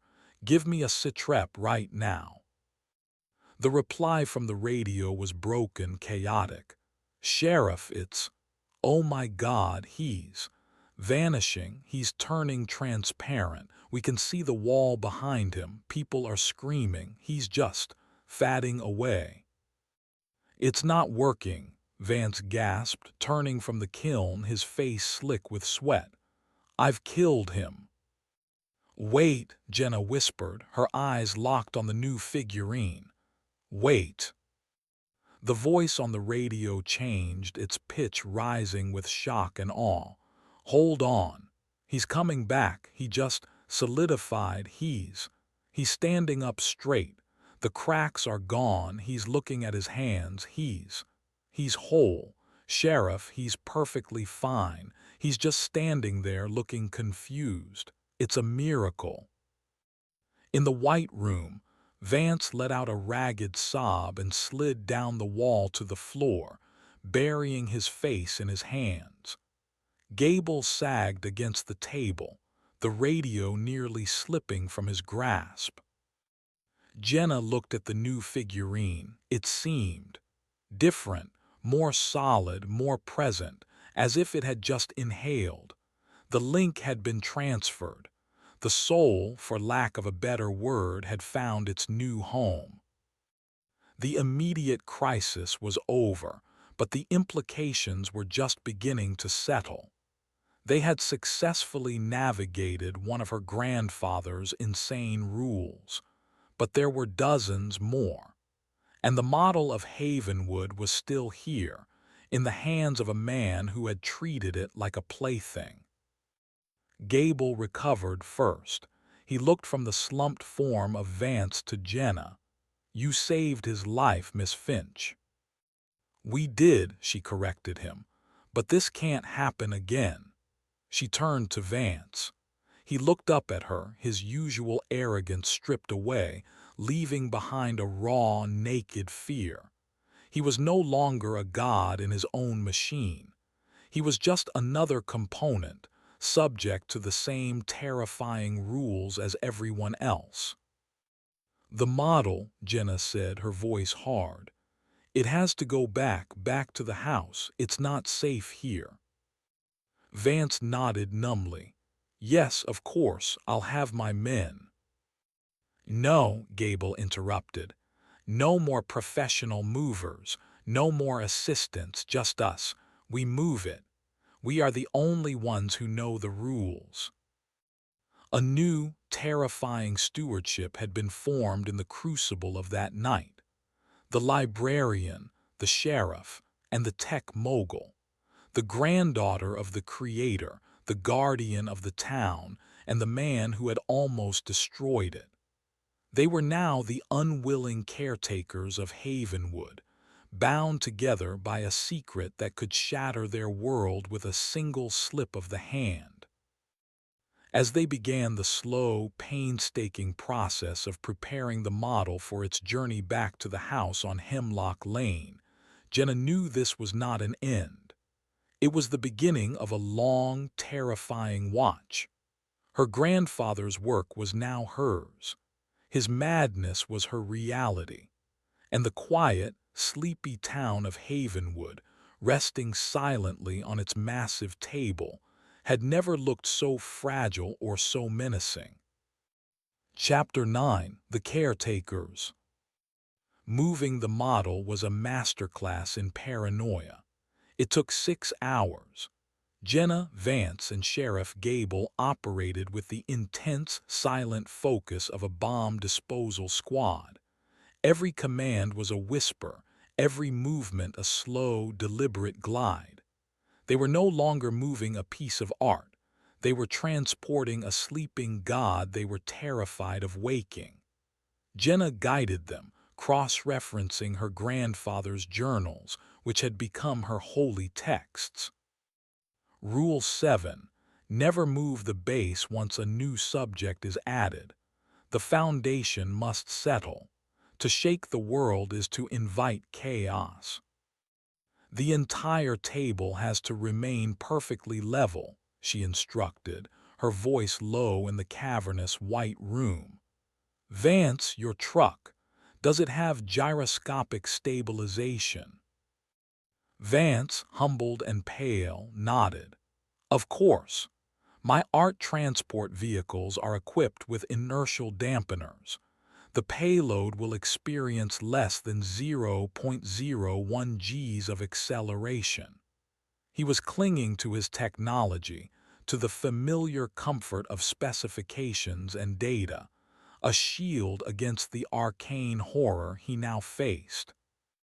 Gable, a man more accustomed to moving unruly drunks than priceless, world-bending artifacts, proved to be the steadiest hand.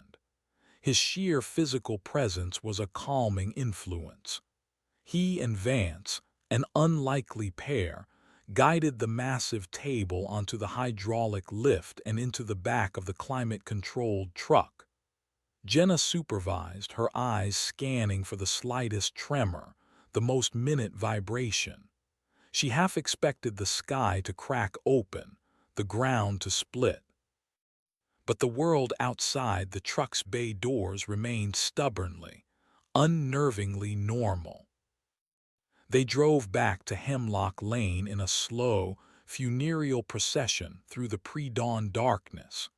The streets of Havenwood were quiet, the only sign of the previous day's chaos being a few discarded medical supply wrappers glinting in the headlights.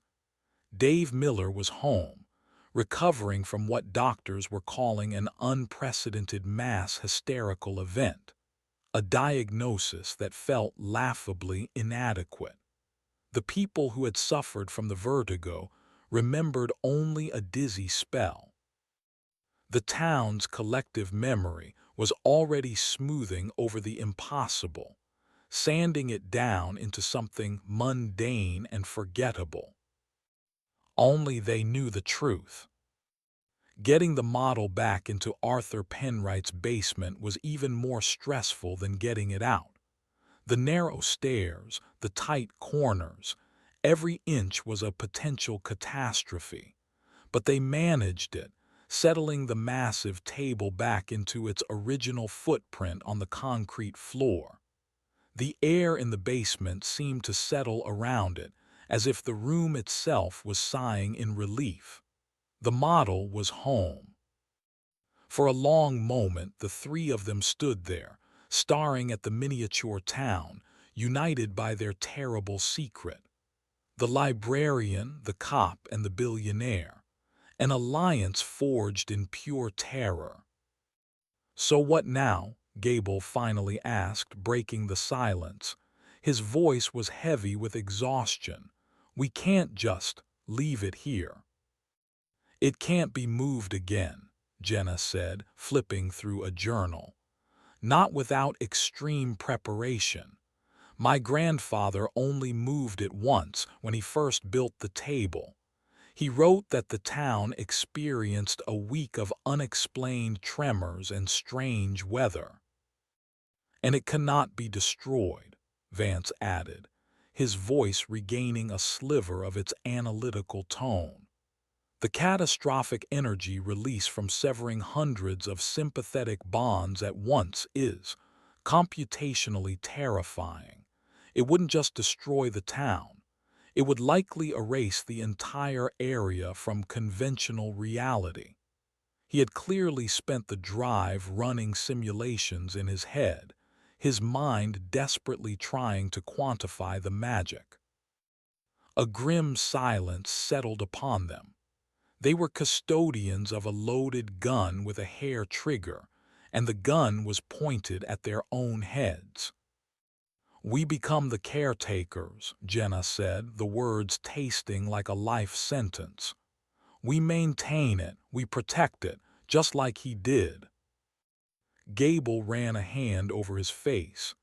This is insane. I have a town to run, crimes to solve. I can't spend my days playing with a dollhouse. Do you have a better idea? Vance countered, his voice sharp. Yesterday, I nearly vivisected a man by dropping a toy. I turned an entire town sideways by misplacing a box of figurines. The greatest threat to Havenwood isn't crime, Sheriff, it's dust. It's a stray spider. It's a damn house cat. The mention of a cat sent a fresh wave of horror through Jenna. She remembered Vance's fluffy Persian, Bartholomew. What if it had gotten into the room while Vance was decluttering?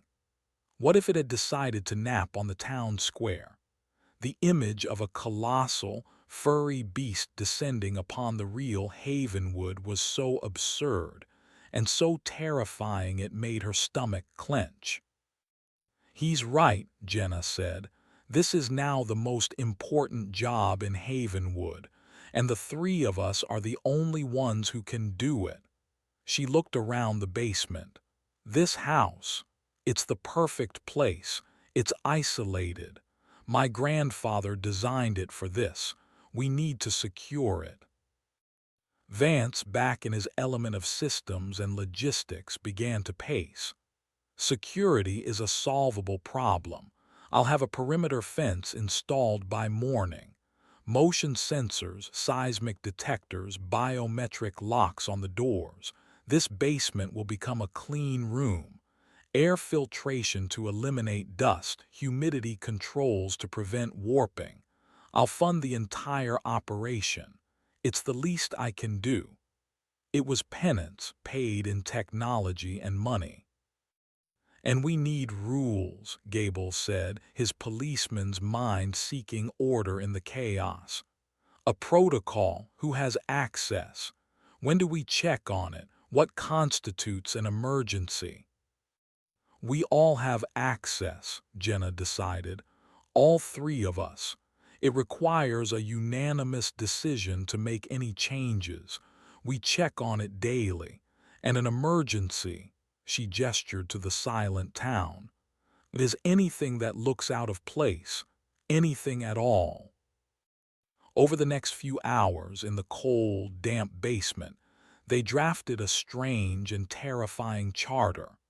They were the secret city council of a miniature world, their constituents the tiny, painted figures who represented the souls of their friends and neighbors. They established a schedule. Jenna, as the resident expert on the journals, would be the primary archivist and researcher. Vance would provide the technical and financial resources to maintain the environment. Gable would be the link to the real world, monitoring the town for any unexplained phenomena that might correspond to a flaw in the model. As the sun rose, casting weak gray light through the basement's grimy windows. The pact was sealed. They were no longer just individuals. They were a committee, a secret society of three, bound by a duty they had never asked for.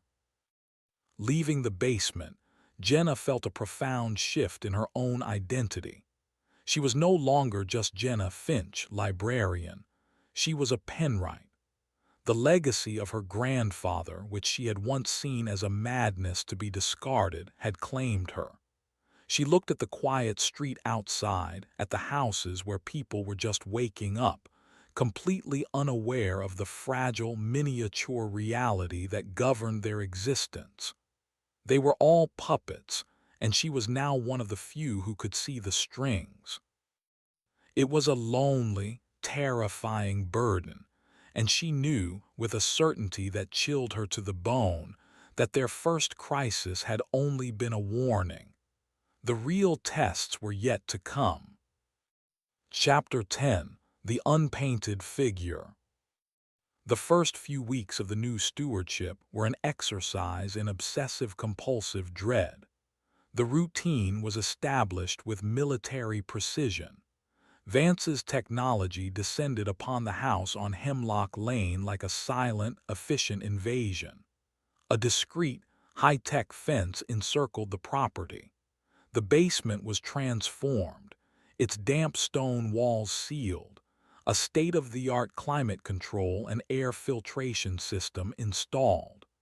The single bare bulb was replaced with soft, full-spectrum museum lighting.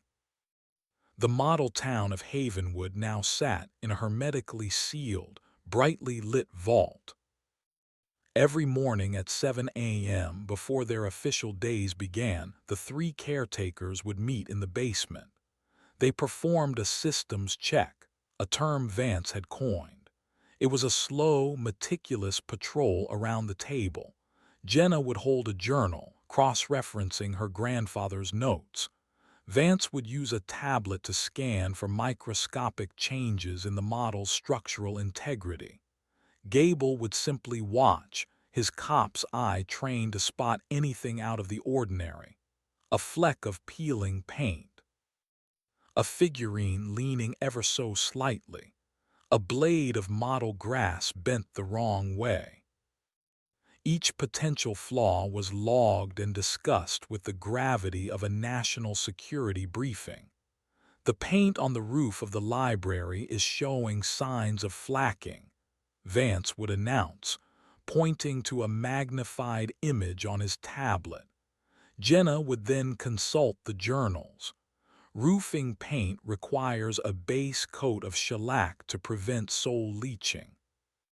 They would then schedule a maintenance session, where Jenna, with the focus of a surgeon, would apply a microscopic drop of shellac and a fresh coat of paint, while the other two men watched in tense silence.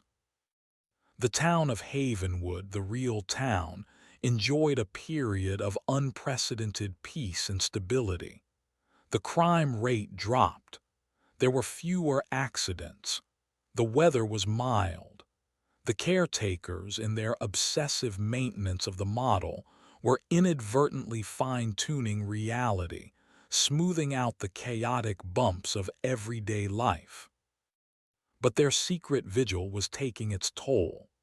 Jenna found herself unable to look at her friends and neighbors without seeing their tiny, fragile effigies.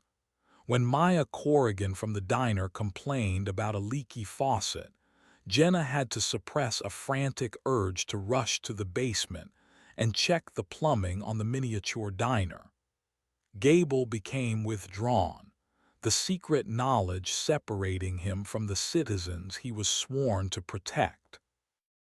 Vance, for all his wealth and power, had become a slave to a wooden town, his days consumed by monitoring atmospheric pressure and dust mite counts in a dead man's basement.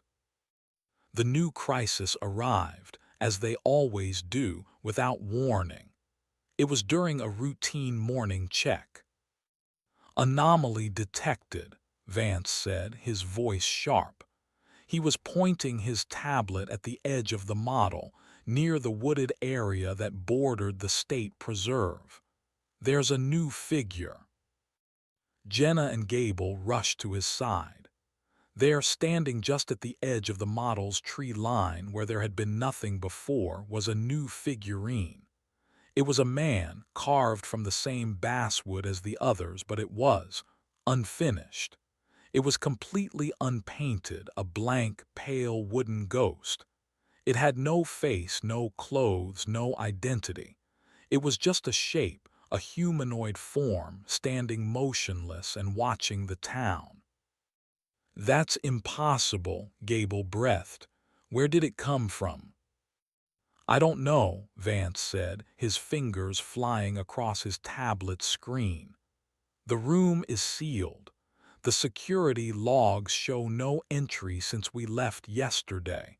No one has been in here." Jenna felt a cold dread that had nothing to do with dropped figurines or peeling paint. This was different. This was not an act of mishandling. This was an act of creation. The model was changing itself. She grabbed one of the later journals, her hands trembling. Her grandfather's writing in these volumes was frantic, paranoid. He wrote of the model resisting him, of it having a will of its own. She had dismissed these as the ravings of a failing mind. Now she wasn't so sure. "The wood remembers," he had written. "The source of the wood is the source of the will, the hanging tree in Miller's bog. It remembers the souls that passed under it. Sometimes it tries to make new ones." "Gable," Jenna said, her voice tight, "we need to know if anyone new has shown up in town. A stranger, someone who doesn't belong." The sheriff was already on his phone calling his deputy. "Finn, I want a full sweep. Check the bus station, the motels, the diner. I want to know about any new arrivals in the last 24 hours. Anyone." As they waited, they stared at the blank, unpainted figure.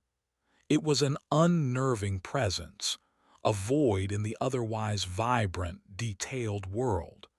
It represented an unknown variable, an unauthorized entry into their closed system. An hour later, Gable's phone rang. It was Finn. "Sheriff, we've got something, a man. He was found sleeping in the woods up near the preserve, not far from Hemlock Lane. He's got no ID, no wallet. He's wearing simple clothes, but they're clean. He won't talk, he just stares." "What does he look like, Finn?" Gable asked, his eyes fixed on the blank figurine. "That's the weird part, Sheriff. He's plain. No scars, no tattoos, no distinguishing features. His face is forgettable. I've been talking to him for 20 minutes, and if I had to pick him out of a lineup right now, I don't think I could." A blank, an unfinished person. "Bring him in," Gable ordered. "Hold him in a cell, and Finn, do not let him out of your sight." He hung up the phone. The three caretakers looked at each other, the same terrifying question in their eyes. The model had created a person, a blank slate. What was its purpose? And what were they supposed to do about it? "We have to paint it," Vance said, his logic forcing a solution. "If it's blank, we need to give it an identity. We can control it. We can define its parameters." "Paint it as what?" Jenna countered. "Who do we make it?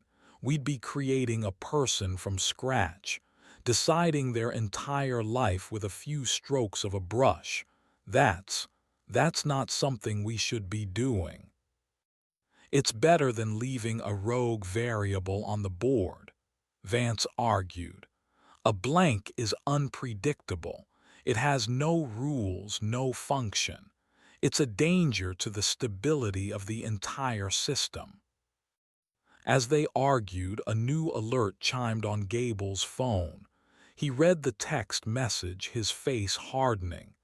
"It's Finn, the man. He's gone." "Gone? What do you mean, gone?" Vance demanded. "Was he released?"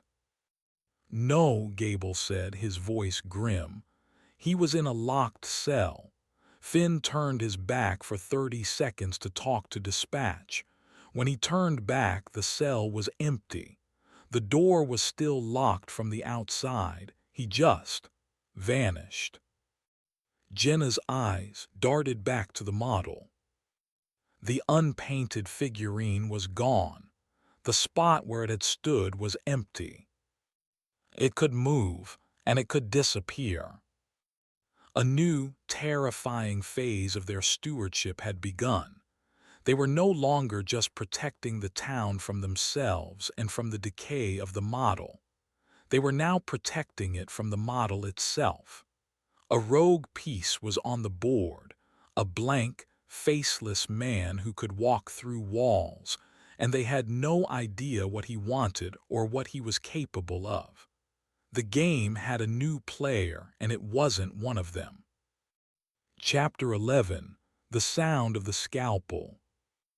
The disappearance of the unpainted man, as Vance had begun calling him, plunged the caretakers into a new level of paranoia. Their daily checks became forensic examinations. Vance installed a suite of new sensors around the model: microscopic cameras, laser tripwires, spectral analyzers.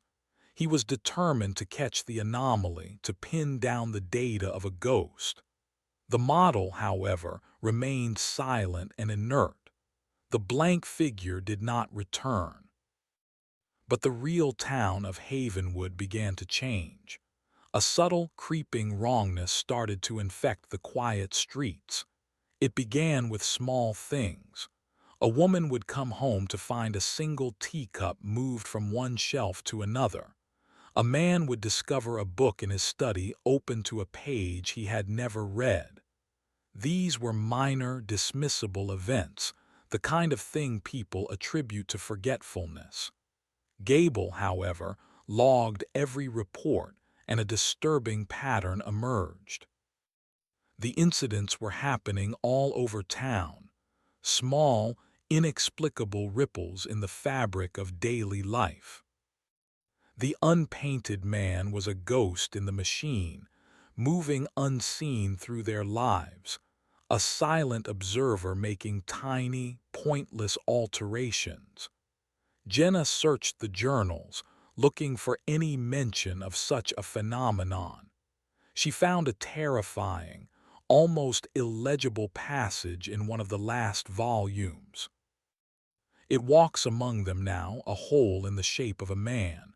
It does not know what it is. It seeks an identity. It tries on lives like coats, touching what they touch, seeing what they see. It is looking for a face to copy. When it finds one it likes, it will take it. Rule 42. A blank cannot remain a blank forever. It is a vacuum that nature and the model abhors."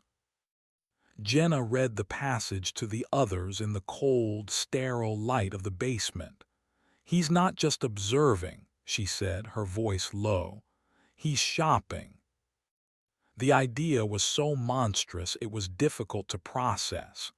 A supernatural entity was stalking the citizens of Havenwood, looking for a life to steal.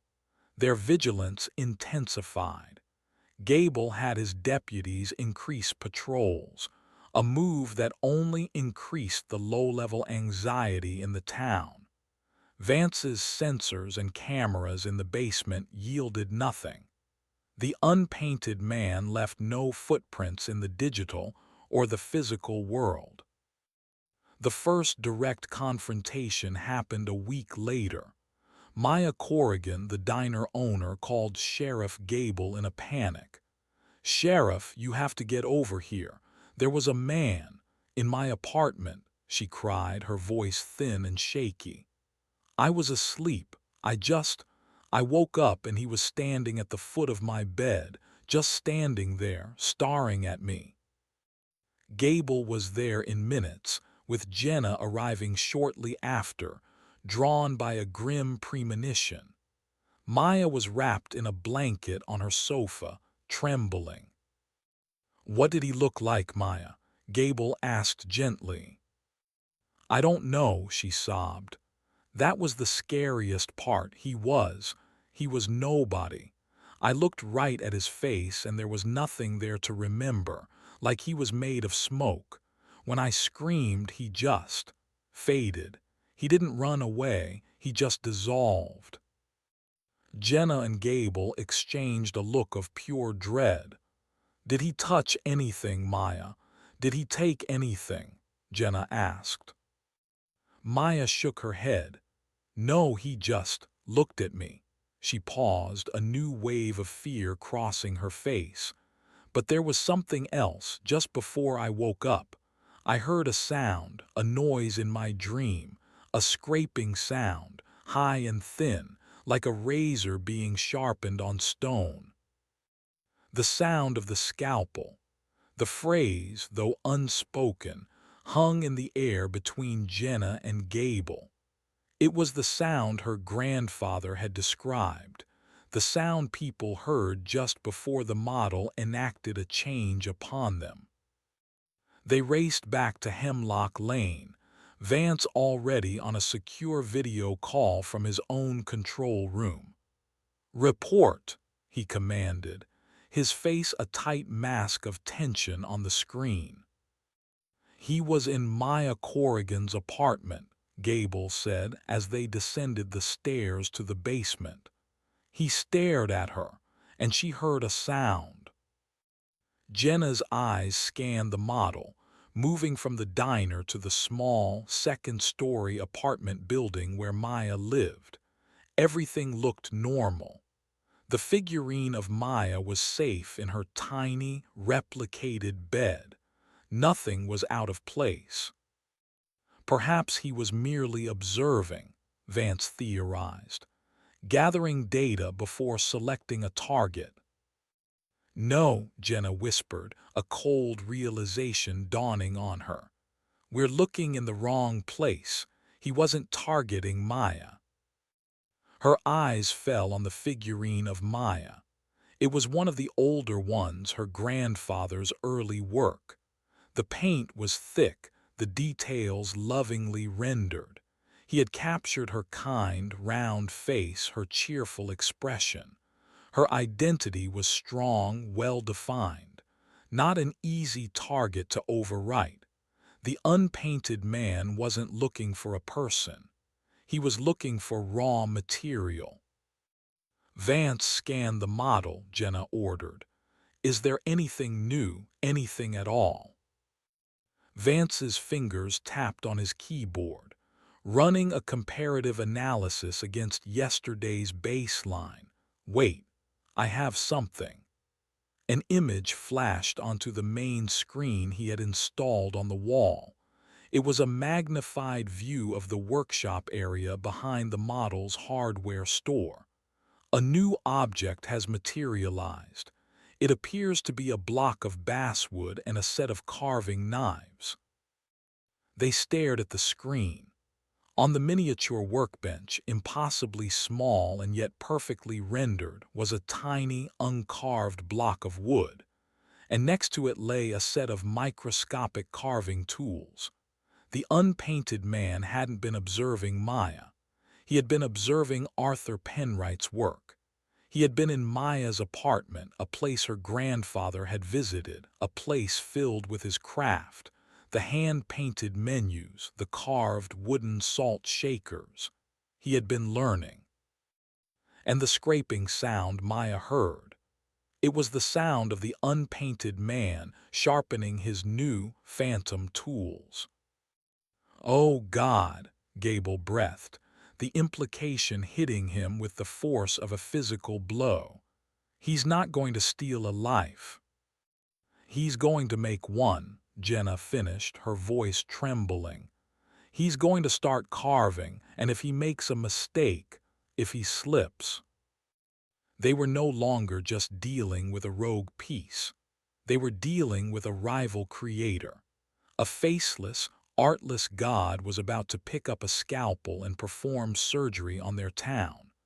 A frantic new urgency seized them. They had to find him, had to stop him before he made his first cut. But how do you stop a ghost who is learning to play God? Their watch had just become a hunt, and their quarry was a literal nobody who held the power to unmake their world, one bad carving at a time. Chapter 12. The Artist's First Stroke. The discovery of the phantom carving tools on the model threw the caretakers into a state of desperate activity. The unpainted man was no longer a passive observer. He was an apprentice, and the entire town of Havenwood was his block of wood. The hunt was on, but it was a hunt for a shadow. He's learning from Arthur's own creations, Jenna reasoned, her mind racing as she paced the basement floor. He's drawn to my grandfather's work, to the places where his intent was strongest. The diner, the library, the clock tower. We can't stake out the entire town, Gable countered, the practical cop in him rebelling against the sheer impossibility of the task. We're 3 people. He's a ghost. We don't have to, Vance interjected, his eyes gleaming with the cold light of a new strategy. He pointed at the model. This is the battlefield, not the town. Everything that happens out there is a reflection of what happens in here. He's not physically in Maya's diner. His influence is. He's a projection of the model's own emergent consciousness. So how do we fight a ghost in a dollhouse? Gable asked, his frustration mounting. We set a trap, Vance said. We create an environment so irresistible, so dense with the creative intent he's drawn to that he'll have to investigate. We can monitor it, contain it, and when he manifests, we can try to communicate with him or neutralize him. The plan was as mad as everything else they had been forced to do. They chose their location, Arthur Penwright's workshop, the real one. It was the heart of the model's creation, the place where the original magic was most concentrated. Vance's team worked through the night, turning the dusty workshop into a high-tech cage. Microscopic, pressure-sensitive fibers were woven into the floorboards. The air was seeded with inert, microscopic particles that could be tracked by laser grids. The room was saturated with sensors, all feeding back to a command center Vance established in the main house, where he, Jenna, and Gable could watch on a bank of monitors. Then Jenna prepared the bait. On the main workbench, under a single, stark spotlight, she laid out her grandfather's finest tools. She opened a block of fresh basswood, and beside it she placed the unfinished wooden robin, her grandfather's last, poignant creation. If he's learning to be a creator, she whispered, this is a lesson he won't be able to resist. For 2 days they watched. They took shifts, their eyes glued to the monitors, watching the silent, empty workshop. The pressure-sensitive floor showed nothing. The laser grid was undisturbed. An eerie, expectant silence settled over the house on Hemlock Lane. It felt like they were waiting for a storm that might never break. On the 3rd night, during Gable's watch, it happened. It wasn't a sudden appearance. It was a slow coalescing, like smoke gathering in a still room. On the monitors, the tracking particles began to swirl in the center of the workshop. A shape began to form. It was tall, man-like, but indistinct, its edges blurred. It was the unpainted man, a hole in reality standing in the middle of their trap. He did not trigger the pressure plates on the floor. He had no weight, no substance. He stood motionless for a full minute, a silent, faceless sentinel. Then he glided toward the workbench. He didn't walk, he flowed, a current of displaced air. He reached the bench and hovered over the tools, over the unfinished robin. A long, indistinct arm reached out, the fingers phasing through the wooden handle of a carving knife. "He's here." Gable's voice was a low growl over the comm system, connecting them to Vance and Jenna. "What do we do?" "Record everything," Vance commanded, his voice tight with scientific excitement. "Jenna, can you talk to him? The journals mentioned intent. Can you project?" Jenna took a deep breath. She pressed the button on her microphone. Her voice, piped through a small, hidden speaker in the workshop, was steady, though her heart was pounding. "Who are you?" she asked. "What do you want?" The figure did not react. It continued to phase its hand through the tools, as if trying to understand the concept of touch. "We don't want to hurt you," Jenna continued, her voice soft. "We just want to understand. Why are you here?" For the first time, the figure responded. It turned its blank, featureless head toward the hidden speaker, and then it moved. It wasn't a glide this time. It was a sudden, violent lurch, a movement of pure, instinctual panic. The tracking particles in the air scattered as if hit by a shockwave. In the space of a single heartbeat, the figure dissolved into nothing. He was gone. "What happened?" Gable demanded. "Did we spook him?" "My voice," Jenna realized with a dawning horror. "I gave him an identity, a voice. It's too much for him. A blank can't handle a direct identity." "Damn it," Vance swore. "The trap failed." "No," a new voice said over the comms. It was Gable's deputy, Finn, his voice strained. "Sheriff, you need to turn on the news." Gable switched one of the monitors to a local news channel. The screen was filled with chaotic, shaky cell phone footage. The scene was the town square, right in front of the clock tower. People were screaming and running. The camera zoomed in on the source of the panic. It was a dog, a large, beautiful golden retriever, a familiar town pet named Sonny who belonged to the Mulligan family. But it wasn't a dog anymore. Its body was contorting, twisting. Its limbs were elongating, its fur seeming to melt and reform into a smooth, carved-looking texture. Its barks were turning into something else, a horrifying, high-pitched screech that sounded like wood splintering. Jenna stared at the screen, her blood turning to ice. "The robin," she whispered. "The unfinished robin." The unpainted man in his panic had lashed out. He had grabbed the nearest, most powerful piece of creative intent in the room, the unfinished bird, and in his attempt to understand it, he had projected it onto the world. But he had no control, no artistry. He had just smashed two concepts together, dog and bird. On the screen, the golden retriever's transformation was completing. Its front legs had become crude, misshapen wings. Its snout had elongated into a sharp, beak-like structure. It was a grotesque, screaming chimera of wood and flesh, a living, breathing monument to a failed art project.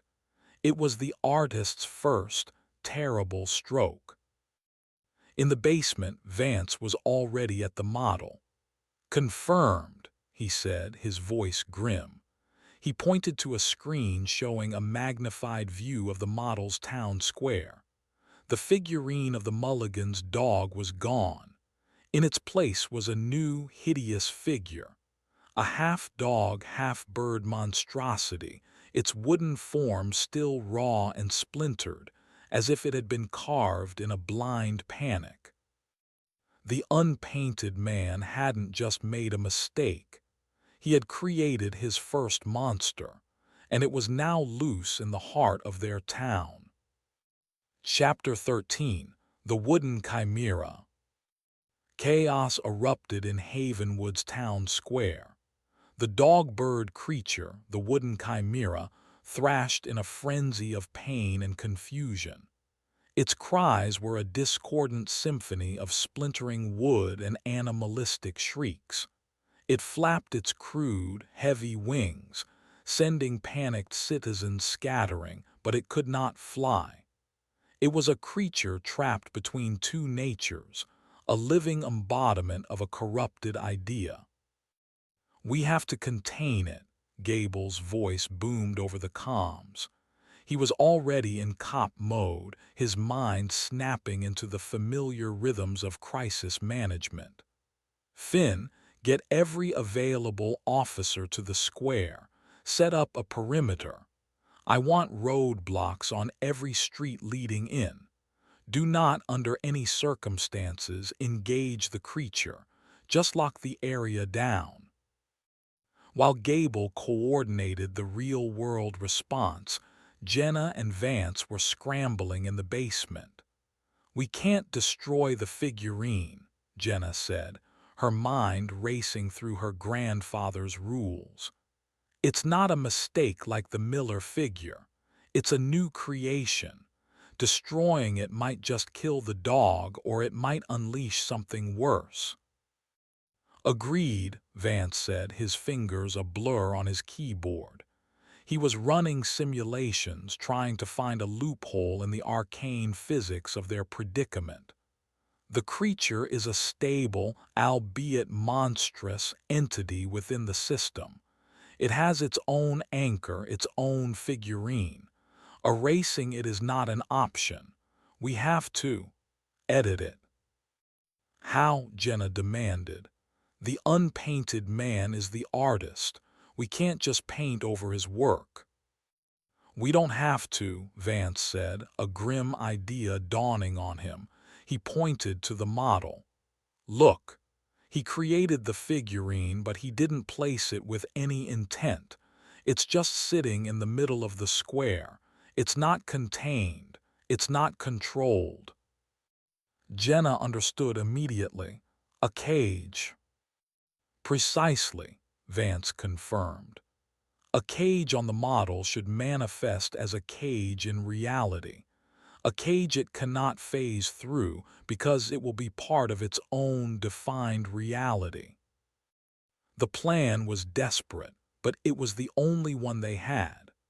While Gable directed his officers in the real world, Jenna and Vance began a frantic, delicate construction project in the miniature one.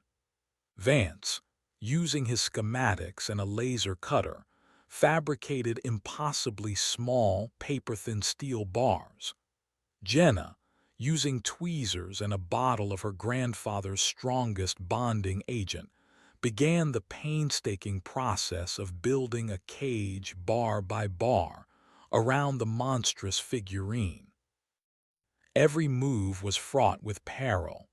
A slip of the tweezers could mean knocking the figure over, potentially injuring or changing the creature in the real world. A drop of spilled glue could fuse it to the spot, or worse, have some unforeseen, grotesque consequence. Meanwhile, in the town square, the situation was deteriorating. The wooden chimera, driven by the phantom scent of its owners, began to move. It hobbled and scraped its way down Main Street, its splintered form tearing gashes in the asphalt. It was heading towards the Mulligan family's house. "Sheriff, it's on the move," Finn's panicked voice came over the radio. It's heading east on Oak Street. My God, it's fast. Hold the perimeter, Gable ordered. Do not let it get into the residential areas. In the basement, Jenna worked faster, her hands a blur of focused motion.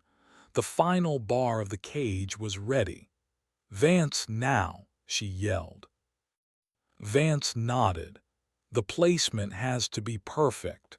The final piece seals the containment field, for lack of a better term. Jenna took a deep breath.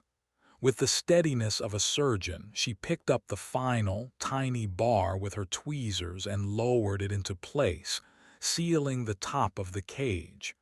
A tiny drop of glue secured it. It was done. The monster on the model was now fully enclosed in a perfect, miniature steel cage. In the real world, the effect was instantaneous and spectacular.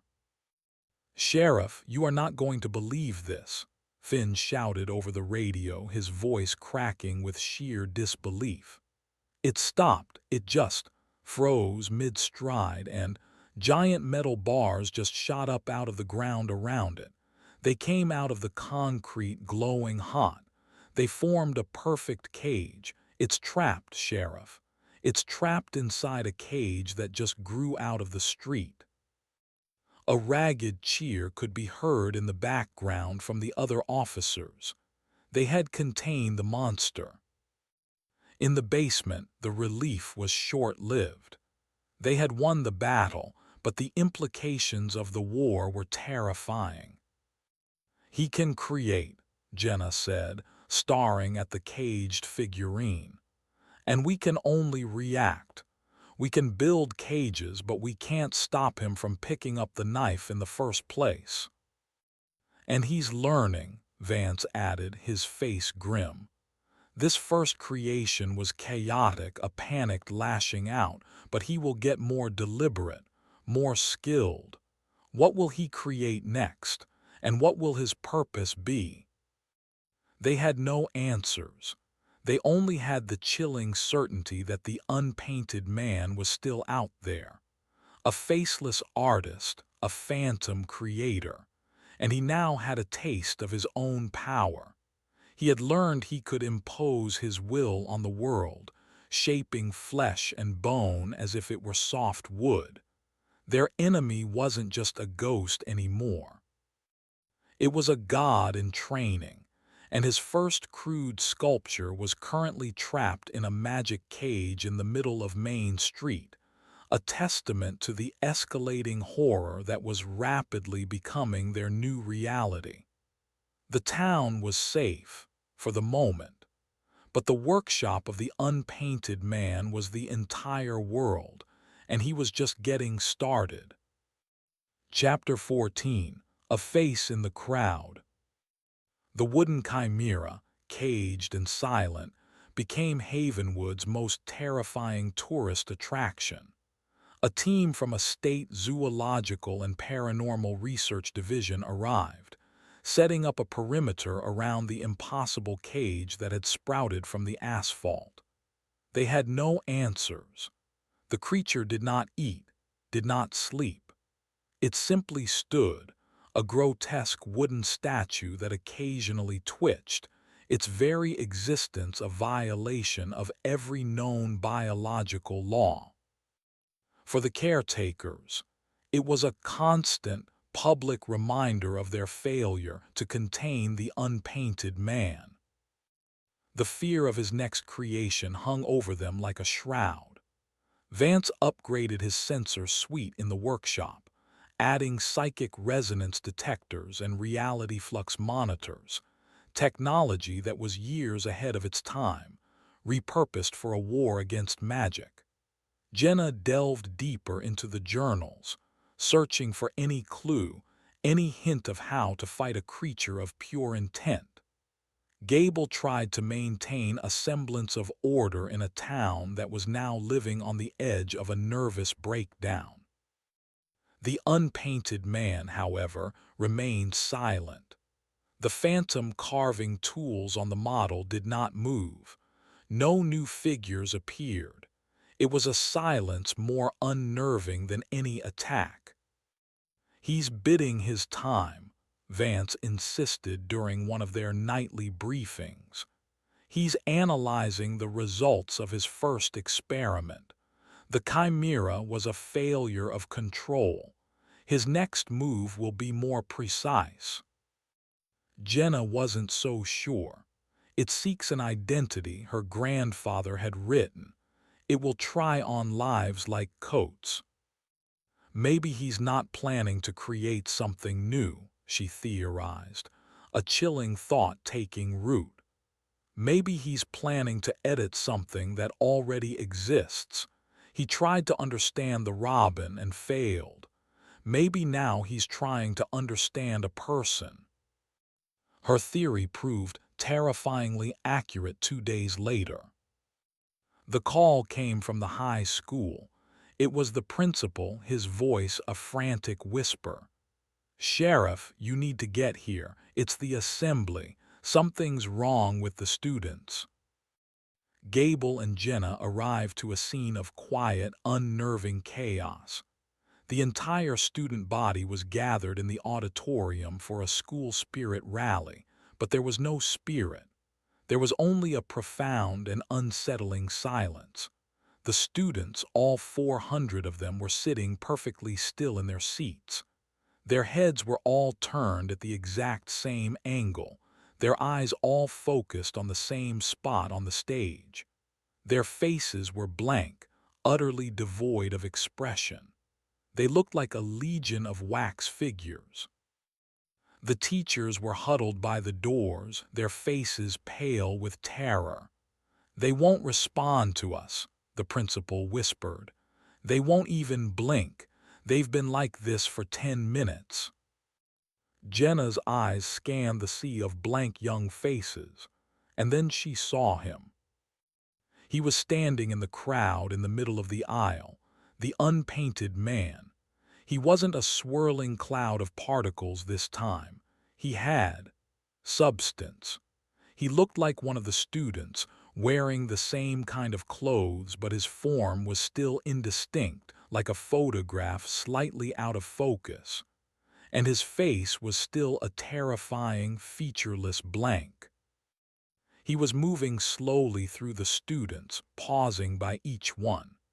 He would lean in close, studying their faces with his blank visage, as if examining merchandise in a store.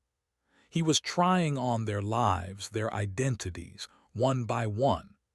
And the students, their minds and wills suppressed by his powerful, silent presence, were helpless. "He's choosing," Jenna breathed, the words from the journal echoing in her mind. "When it finds one it likes, it will take it." "Vance, are you seeing this?" Gable spoke into his wrist communicator. "He's in the high school auditorium." "I see him," Vance's voice crackled back. "But he's not on the model. The figurines of the students are all in their seats, but he's not there. He's learned to project himself without a corresponding effigy. He's evolving."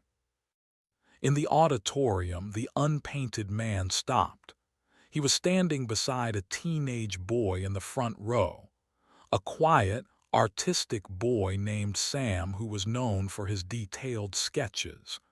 The unpainted man leaned in, his blank face inches from the boy's. The boy did not flinch. He just stared forward, his eyes vacant. "He's found one," Jenna whispered in horror. "He's going to take his face." The unpainted man raised a hand, his indistinct fingers reaching for the boy's cheek. "We have to do something," Gable said, his hand instinctively going to the pistol on his hip, though he knew it would be useless. "Don't startle him," Jenna warned, remembering the last time he had panicked. "We can't risk another chimera." Her mind was racing, desperately searching for a solution. They couldn't touch him. They couldn't talk to him. How could they stop him? The answer came from the journal. It is a vacuum that nature abhors. It seeks identity. He didn't want to create chaos. He wanted to exist. He was a being of pure, raw potential, and he was looking for a template. "I have an idea," Jenna said, her voice a low, urgent whisper. "It's a huge risk, but it's all I've got. Gable, get everyone out. The teachers, the staff, clear the building. Now." "And leave the kids," Gable protested. "They're not in danger from me," Jenna said. "They're in danger from him. Just get everyone else out." As Gable began herding the terrified teachers outside, Jenna turned to the stage. She walked past the rows of silent, staring students, her heart pounding with every step. She felt the oppressive weight of the unpainted man's presence, a cold, static pressure in the air. She walked onto the stage, took a deep breath, and turned to face the entity. He was still focused on the boy. Jenna knew she had only seconds. She closed her eyes and focused her will, her intent, just as her grandfather had described in his journals. She didn't project a voice. She projected an image, an idea. She reached into her own memory, into the heart of her grandfather's workshop, and pulled out the most powerful, most complete symbol of creation she knew.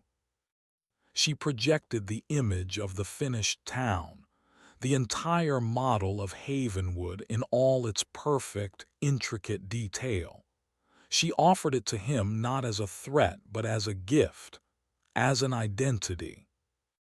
"You don't have to take a piece of it," she thought, pouring all her focus into the silent message.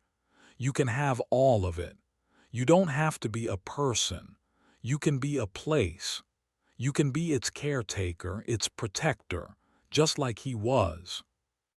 The unpainted man froze, his hand hovering inches from the boy's face. His blank head slowly turned away from the boy and fixed on her. She felt his attention, a vast, empty, and curious consciousness wash over her. It was like being examined by a galaxy. He was considering her offer. Slowly, deliberately, he straightened up. He took a step back from the boy. He turned his full, blank form toward her. And then, with a movement that was not a dissolving but a deliberate and graceful exit, he faded from view, leaving behind only the profound silence of the auditorium. One by one, the students began to blink. They looked around, confused, as if waking from a long dream. A low murmur filled the room as they started asking each other what had happened. They were free. Jenna sank to her knees on the stage, the psychic effort leaving her drained and trembling. She had done it. She had faced the entity and turned it aside. But as Gable rushed back into the auditorium, his face filled with relief. A single, terrifying thought echoed in Jenna's mind. She had offered the unpainted man a new identity, protector, caretaker. She had essentially invited him to become her grandfather. A chime came from her pocket. It was a text alert from Vance's security system at the house. She read it, and a fresh wave of ice-cold dread washed over her. The alert read, "Unauthorized biometric access basement.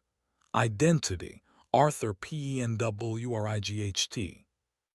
Chapter 15, The New Custodian. He's in the house."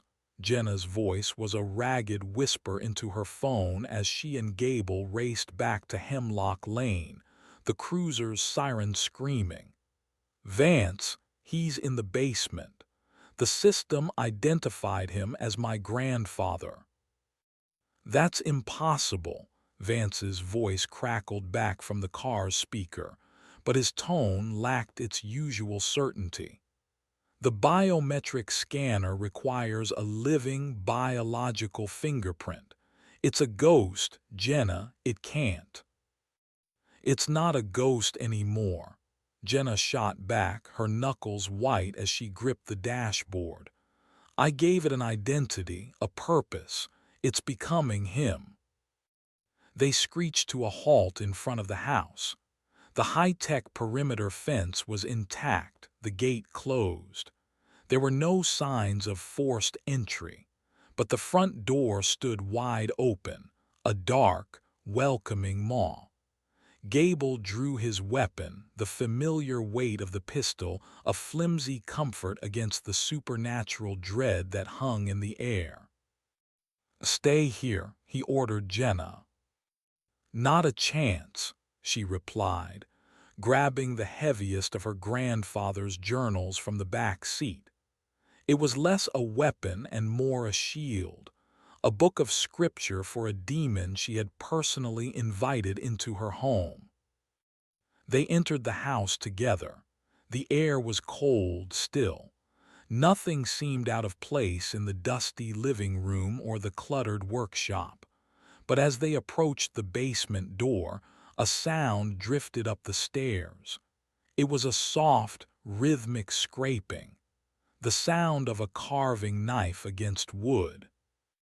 Gable exchanged a grim look with Jenna, then led the way down the steep steps, his pistol held in a two-handed grip. The basement was transformed. The sterile, museum-like quality Vance had installed was gone, replaced by a sense of focused, creative energy.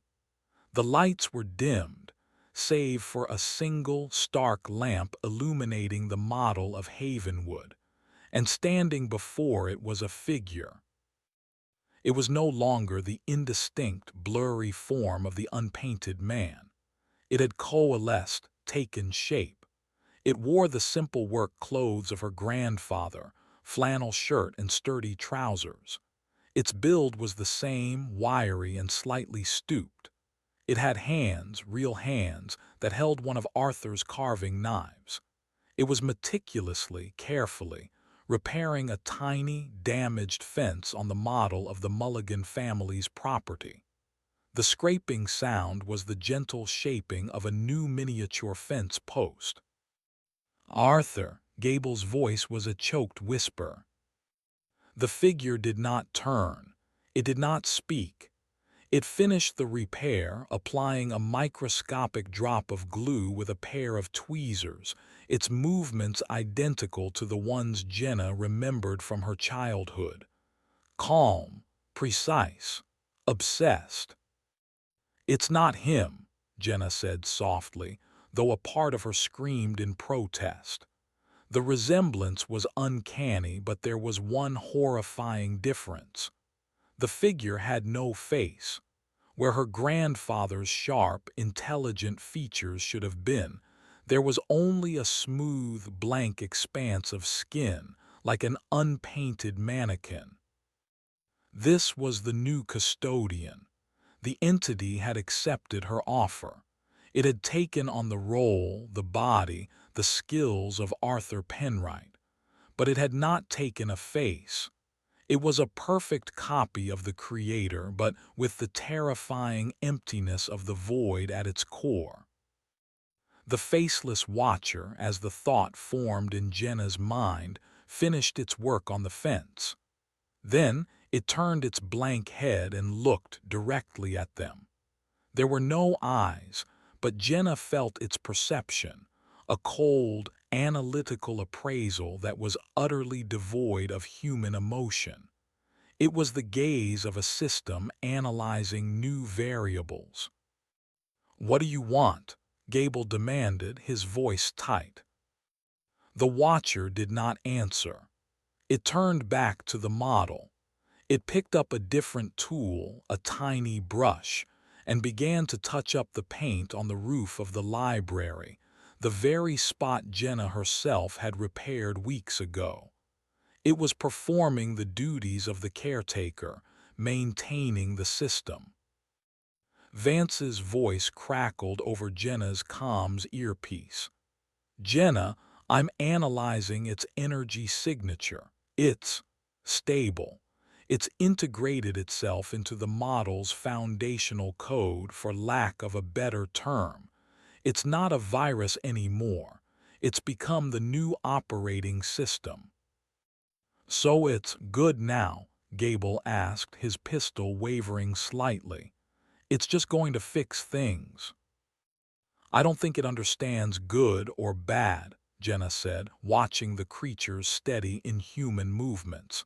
"It only understands order and disorder.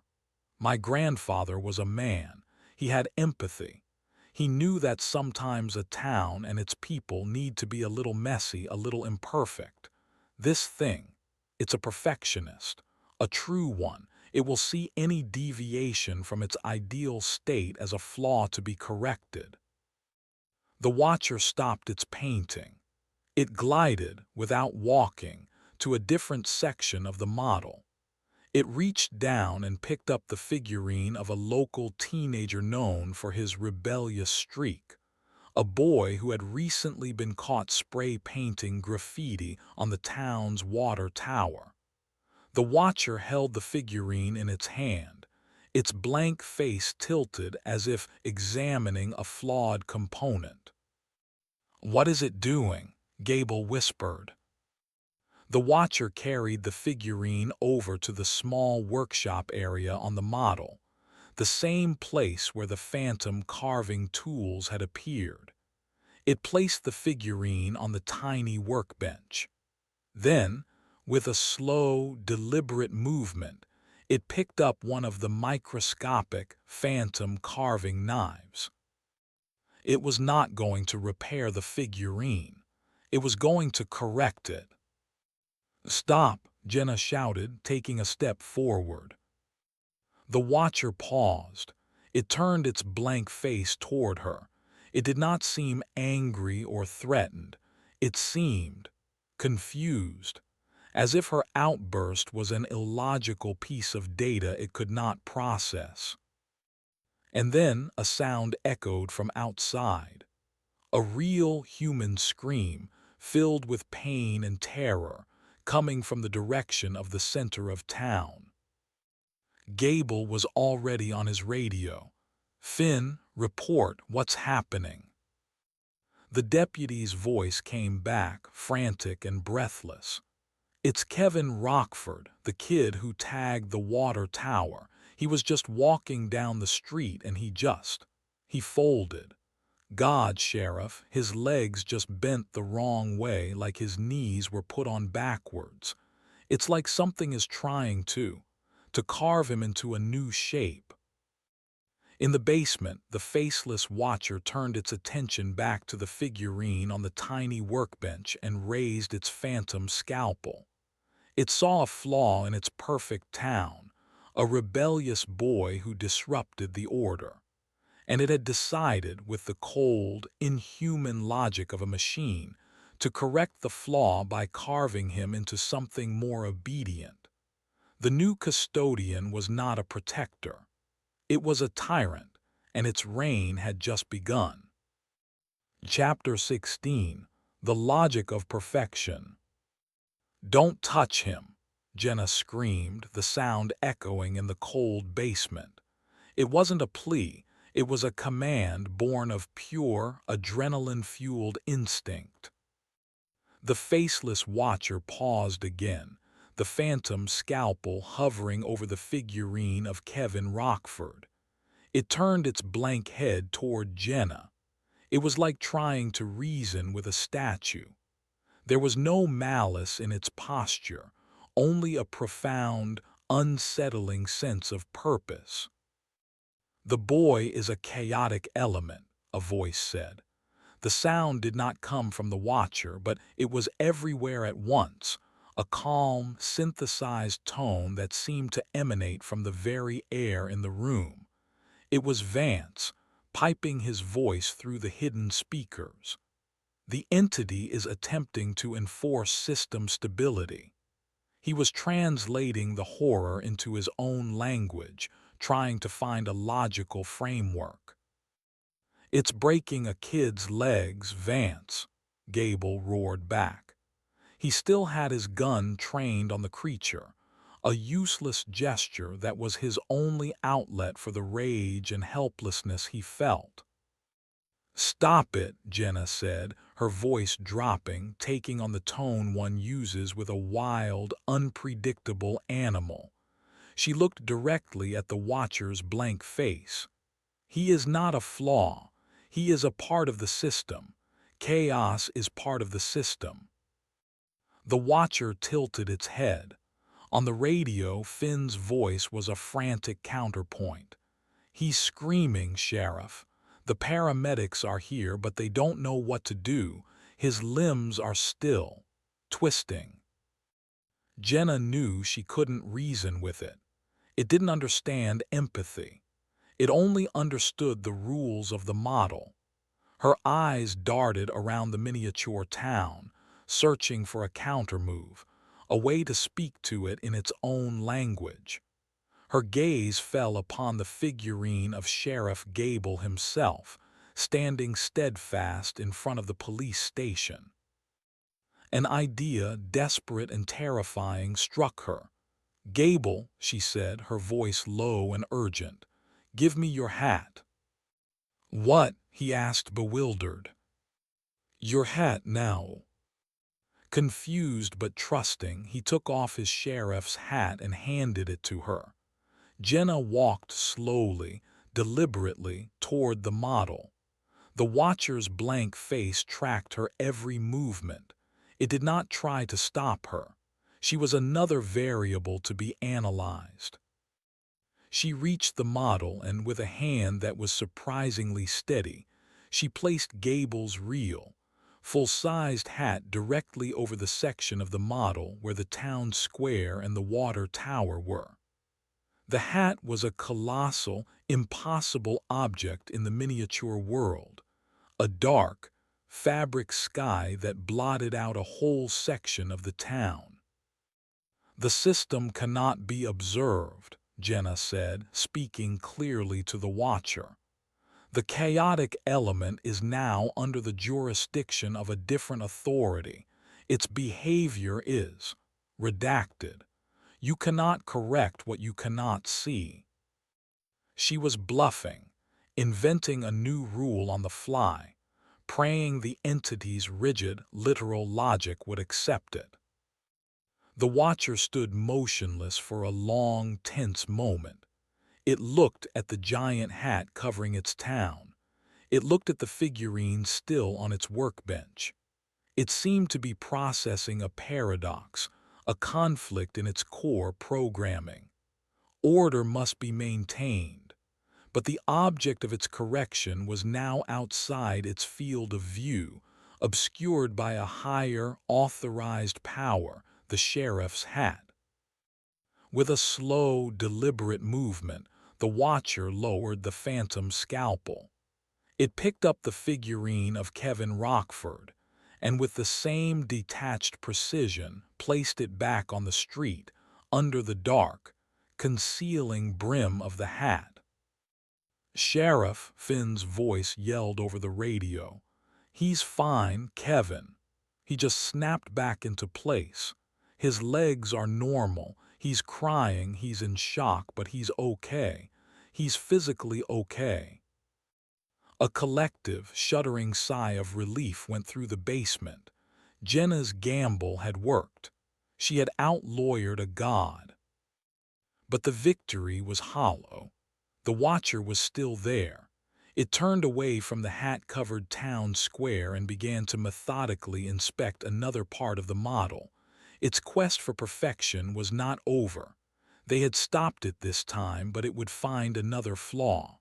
A messy lawn, a car parked illegally, a crying baby. To its cold, binary mind, these were all bugs in the code that needed to be fixed. "We can't keep this up," Gable said, finally lowering his weapon. We can't spend our lives throwing hats on dollhouses every time this thing decides someone needs to be corrected. He's right, Vance's voice said over the speakers. The entity is too powerful and too literal. We cannot moderate it. We need to remove it from the system. How? Jenna asked, her energy draining away, leaving a cold dread in its place. We can't fight it. It's part of the model now. We give it what it wants, Vance said, a new chilling strategy in his tone. You said it yourself, Jenna. It seeks identity. It has the body, the skills, the purpose of Arthur Penwright, but it has no face. It is incomplete. A system with a null value at its core will always be unstable. Jenna stared at him horrified. You want to give it a face. Precisely, Vance confirmed. We need to complete its transformation. We finish the creation. We find a face that represents stability, order, and control. A face it will accept. We paint that face onto its figurine and hope that by completing its identity, we can lock it into a more benign state. The idea was monstrous. To choose a living person and map their identity onto this faceless god. It was a terrible, permanent decision. But what choice did they have? Their new custodian was a tyrant of perfection, and if they didn't give it a face, it might just decide to carve one for itself from the next person who stepped out of line. Who? Gable asked, his voice heavy. Who would we choose? Who would we sentence to become the face of this thing for all eternity? The three of them fell silent, the weight of the impossible choice pressing down on them. They were no longer caretakers. They were kingmakers, about to choose the face of the new, terrifying god of Havenwood. And they knew that whoever they chose, that person's life, and the life of the town, would be changed forever. Chapter 17. The Face of God. The debate over the face was the most terrible conversation of their lives.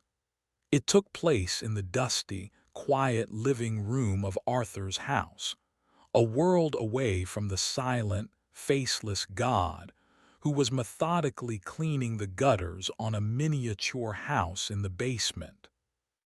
It has to be someone who embodies order, Vance began, packing the floor. Someone whose entire life is a testament to stability and control. A judge, perhaps, a city planner. He was approaching it like a casting decision for a corporate branding video. We can't just pick a random person and curse them, Gable argued, his face etched with moral exhaustion. To have your face, your identity, plastered onto that thing, it's a violation. It's a fate worse than death.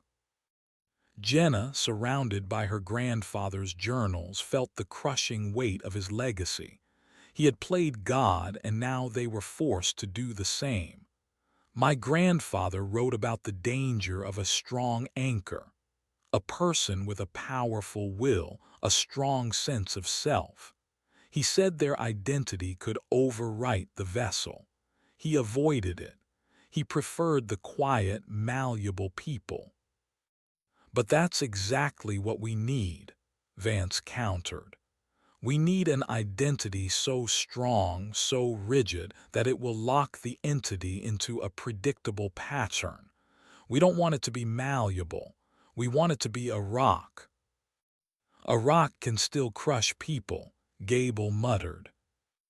They went through the possibilities, each one more horrifying than the last. The town mayor, a kindly, indecisive man who would surely be shattered by the entity's cold logic. The high school principal, a good man but a bureaucrat. What kind of monstrous, petty rules would the Watcher enforce with his face? The choice was impossible. To choose anyone was to commit a profound act of psychic violence. To choose no one was to condemn the town to a slow, methodical reign of terror, one correction at a time. It was Jenna who finally saw the answer. It wasn't in the journals. It was in the room around them, in the silent, obsessive order of the house. It was in the face of the man who had the strongest will, the most rigid sense of order, and the most intimate connection to the model. She looked at Sterling Vance. He stopped his packing, his analytical gaze meeting hers. For a moment, he didn't understand. Then, as the implication dawned on him, the color drained from his face. "No," he whispered, "absolutely not." "Think about it, Vance," Jenna said, her voice quiet but firm. "Who has a stronger will than you? Who is more obsessed with control, with systems, with perfection? You're the only one who speaks its language. It's not a curse. It's the ultimate act of control. You would become the system." "That's insane," Vance hissed, backing away. "You want me to sacrifice my identity, my consciousness?" "What consciousness?" Gable chimed in, a grim, weary logic in his voice.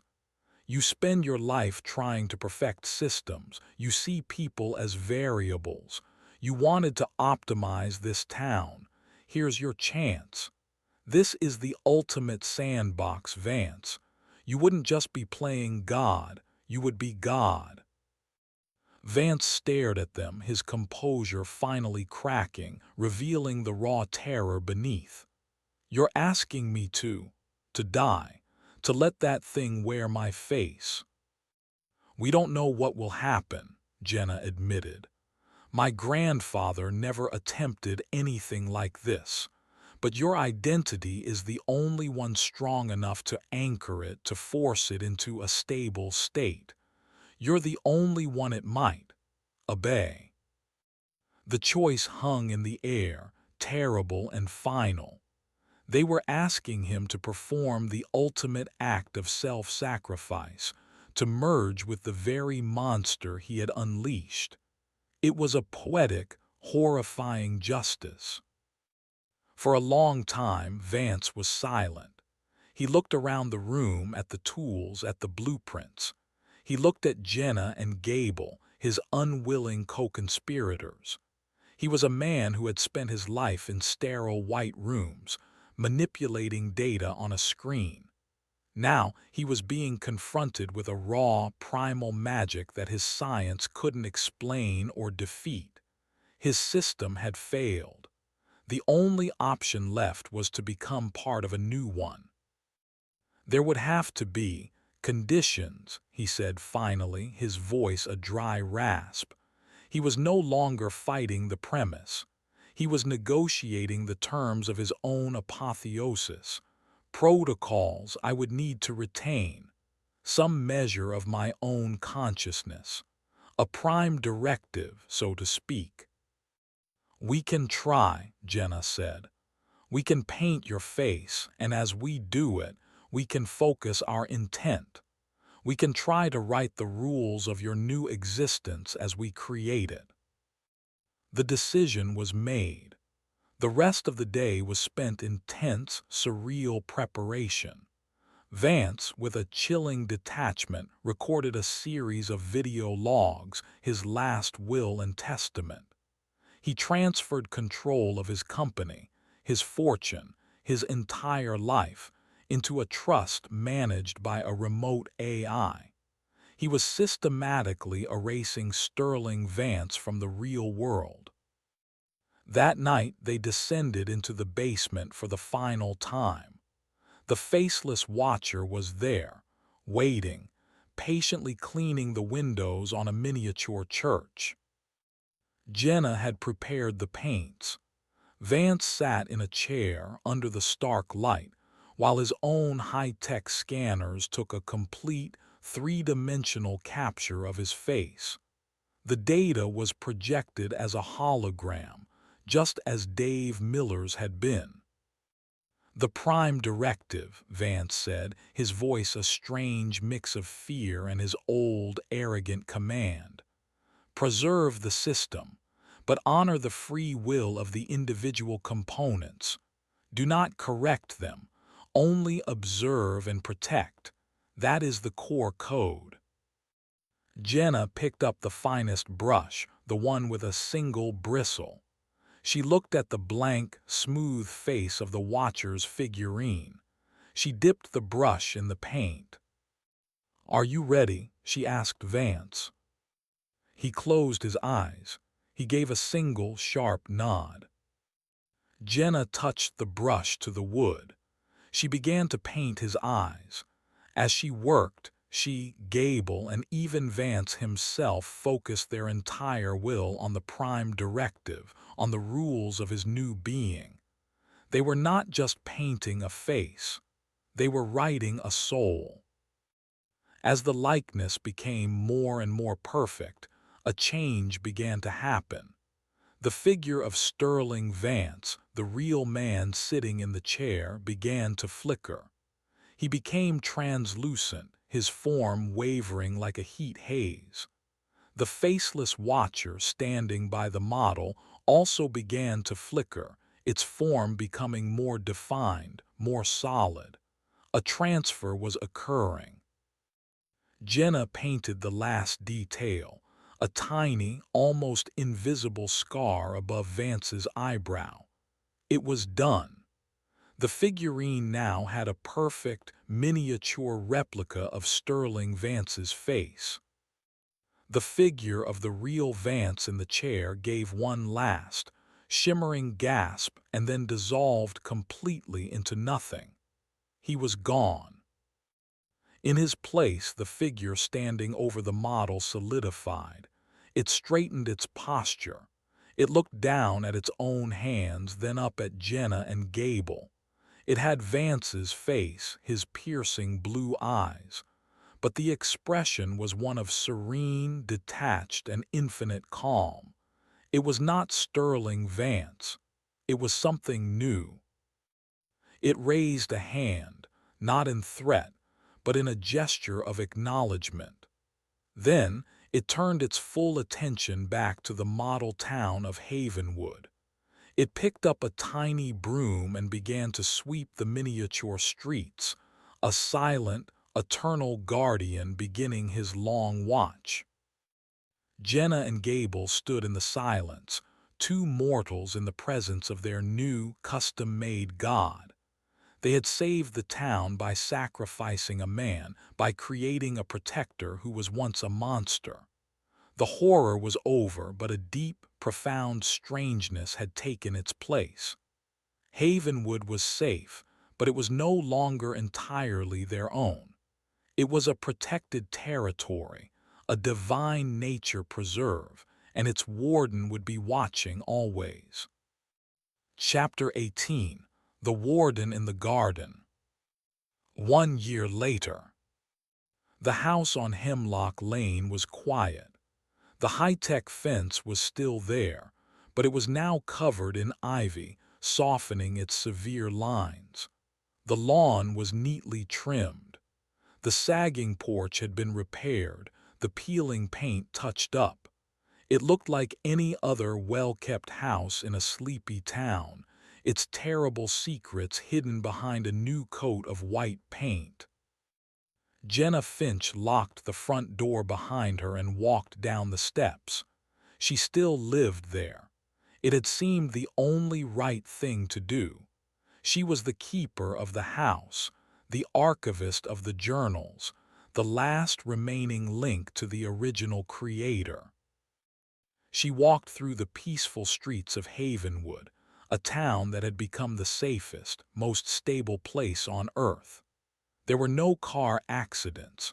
The crime rate was zero. The weather was consistently mild. When a child's kitten climbed a tree, a gentle, localized breeze would blow, helping it find its way down. When a house's foundation began to settle, the earth beneath it would inexplicably firm up overnight. The town was blessed with 1,000 tiny, mundane miracles every day. But there was a price for this perfect peace.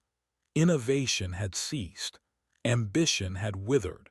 People were content, but they no longer dreamed of leaving. Why would they? The world outside Havenwood, with its chaos and unpredictability, seemed harsh and terrifying compared to their serene existence. A subtle, pleasant stagnation had settled over the town. It had become a perfect, beautiful garden, tended by a silent, unseen gardener. Jenna's partner in the secret was Sheriff Brody Gable. He was still the sheriff, though his job was now mostly ceremonial. He spent his days mediating minor disputes and enjoying the quiet. But the knowledge of what lived in the basement had changed him. He had a permanent weariness in his eyes, the look of a man who understood the true nature of the sky above him. They still met, once a week, not out of necessity, but out of a shared need for communion. They were the only two people in the world who knew their God's name. The wooden chimera was gone. One morning, the impossible cage and the creature within had simply vanished. In its place, the Mulligan family found their golden retriever, Sonny, sleeping peacefully, whole and healthy, with no memory of its terrible transformation. The state paranormal research team quietly packed up their equipment, their final report filled with redacted paragraphs and inconclusive theories. Jenna's destination was the town library. As she walked, she saw Dave Miller, the handyman, repairing a fence. He was whole, healthy, with a friendly wave for her. He had no memory of being broken and rebuilt, only of a dizzy spell and a strange, vivid dream. Kevin Rockford, the rebellious teen, was now a model citizen, volunteering for the town's beautification committee. His correction had been permanent, a quiet rewriting of his personality. These were the silent, invisible scars on the town's soul. People were safe, but they were no longer entirely free. They were components in a perfect system, their rough edges gently, inexorably smoothed away. Jenna reached the library and went to her desk. She no longer read fiction. The imagined horrors of novels seemed trivial compared to the quiet, existential horror she lived with every day. Her work was now focused on preservation, on archiving the town's history, the real history, and the secret one documented in her grandfather's journals. That afternoon, a package arrived for her. It was from a global logistics company, a sleek black box with no return address. She opened it in the privacy of the back office. Inside, nestled in soft foam, was a single, perfect, hand-carved wooden robin. It was finished. The details were impossibly fine, the paint shaded with a master's touch. Attached to its leg was a tiny, almost microscopic note. She needed a magnifying glass to read the words, which were written in a precise, familiar script that was a perfect replica of her grandfather's. The note read, "System stable. All flaws corrected. Thank you." A chill traced its way down Jenna's spine. It was a message from the basement, a report from the warden. Sterling Vance, or what was left of him, had not just become a passive observer. He had continued to evolve. He had inherited Arthur Penright's skills, his obsessions, and he was still working, still creating, still perfecting his garden. The robin was a gift, a thank-you note, and a quiet, terrifying reminder of his constant, vigilant presence. That evening, Jenna and Gable did their final weekly check. They no longer did it every day. There was no need. The system was self-maintaining. They descended the stairs into the basement. The air was cool and clean. The model of Havenwood sat under the soft lights, a perfect, gleaming jewel, and standing beside it was the warden. He wore Sterling Vance's face, but his eyes, which followed them as they entered, held a serene, ancient, and inhuman intelligence. He was dressed in Arthur Penright's work clothes. He gave them a slight, formal nod of acknowledgement. He was the synthesis of the three men who had shaped him: the obsessive artist, the arrogant optimizer, and the dutiful protector. Jenna looked at the model at the tiny, perfect town. She saw the new fence on the Mulligan property. She saw the clean roof on the library. She saw the figurine of Kevin Rockford now placed in a group of volunteers, his posture a model of civic duty. Everything was in its right place, perfect, orderly, final. The warden turned his attention back to his work. He was carving something new, a tiny, intricate sculpture of a child's swing set for the town park. His hands moved with an artist's grace and a machine's precision. Jenna and Gable watched him for a moment, these two mortals who were the keepers of a God's secret. They had saved their town. They had traded chaos for control, fear for a profound and unsettling peace. They had created a benevolent tyrant, a perfect prison from which no one wanted to escape. Without a word, they turned and walked back up the stairs, leaving the warden to his eternal, silent work. Jenna closed the basement door, the soft click of the latch the only sound in the quiet house. Havenwood was safe. Havenwood was sound, and its soul was no longer its own. It belonged to the man in the basement, the patient gardener who would tend his perfect, silent town forever. The story was over. The horror had won. It just wore a peaceful, smiling face. The end.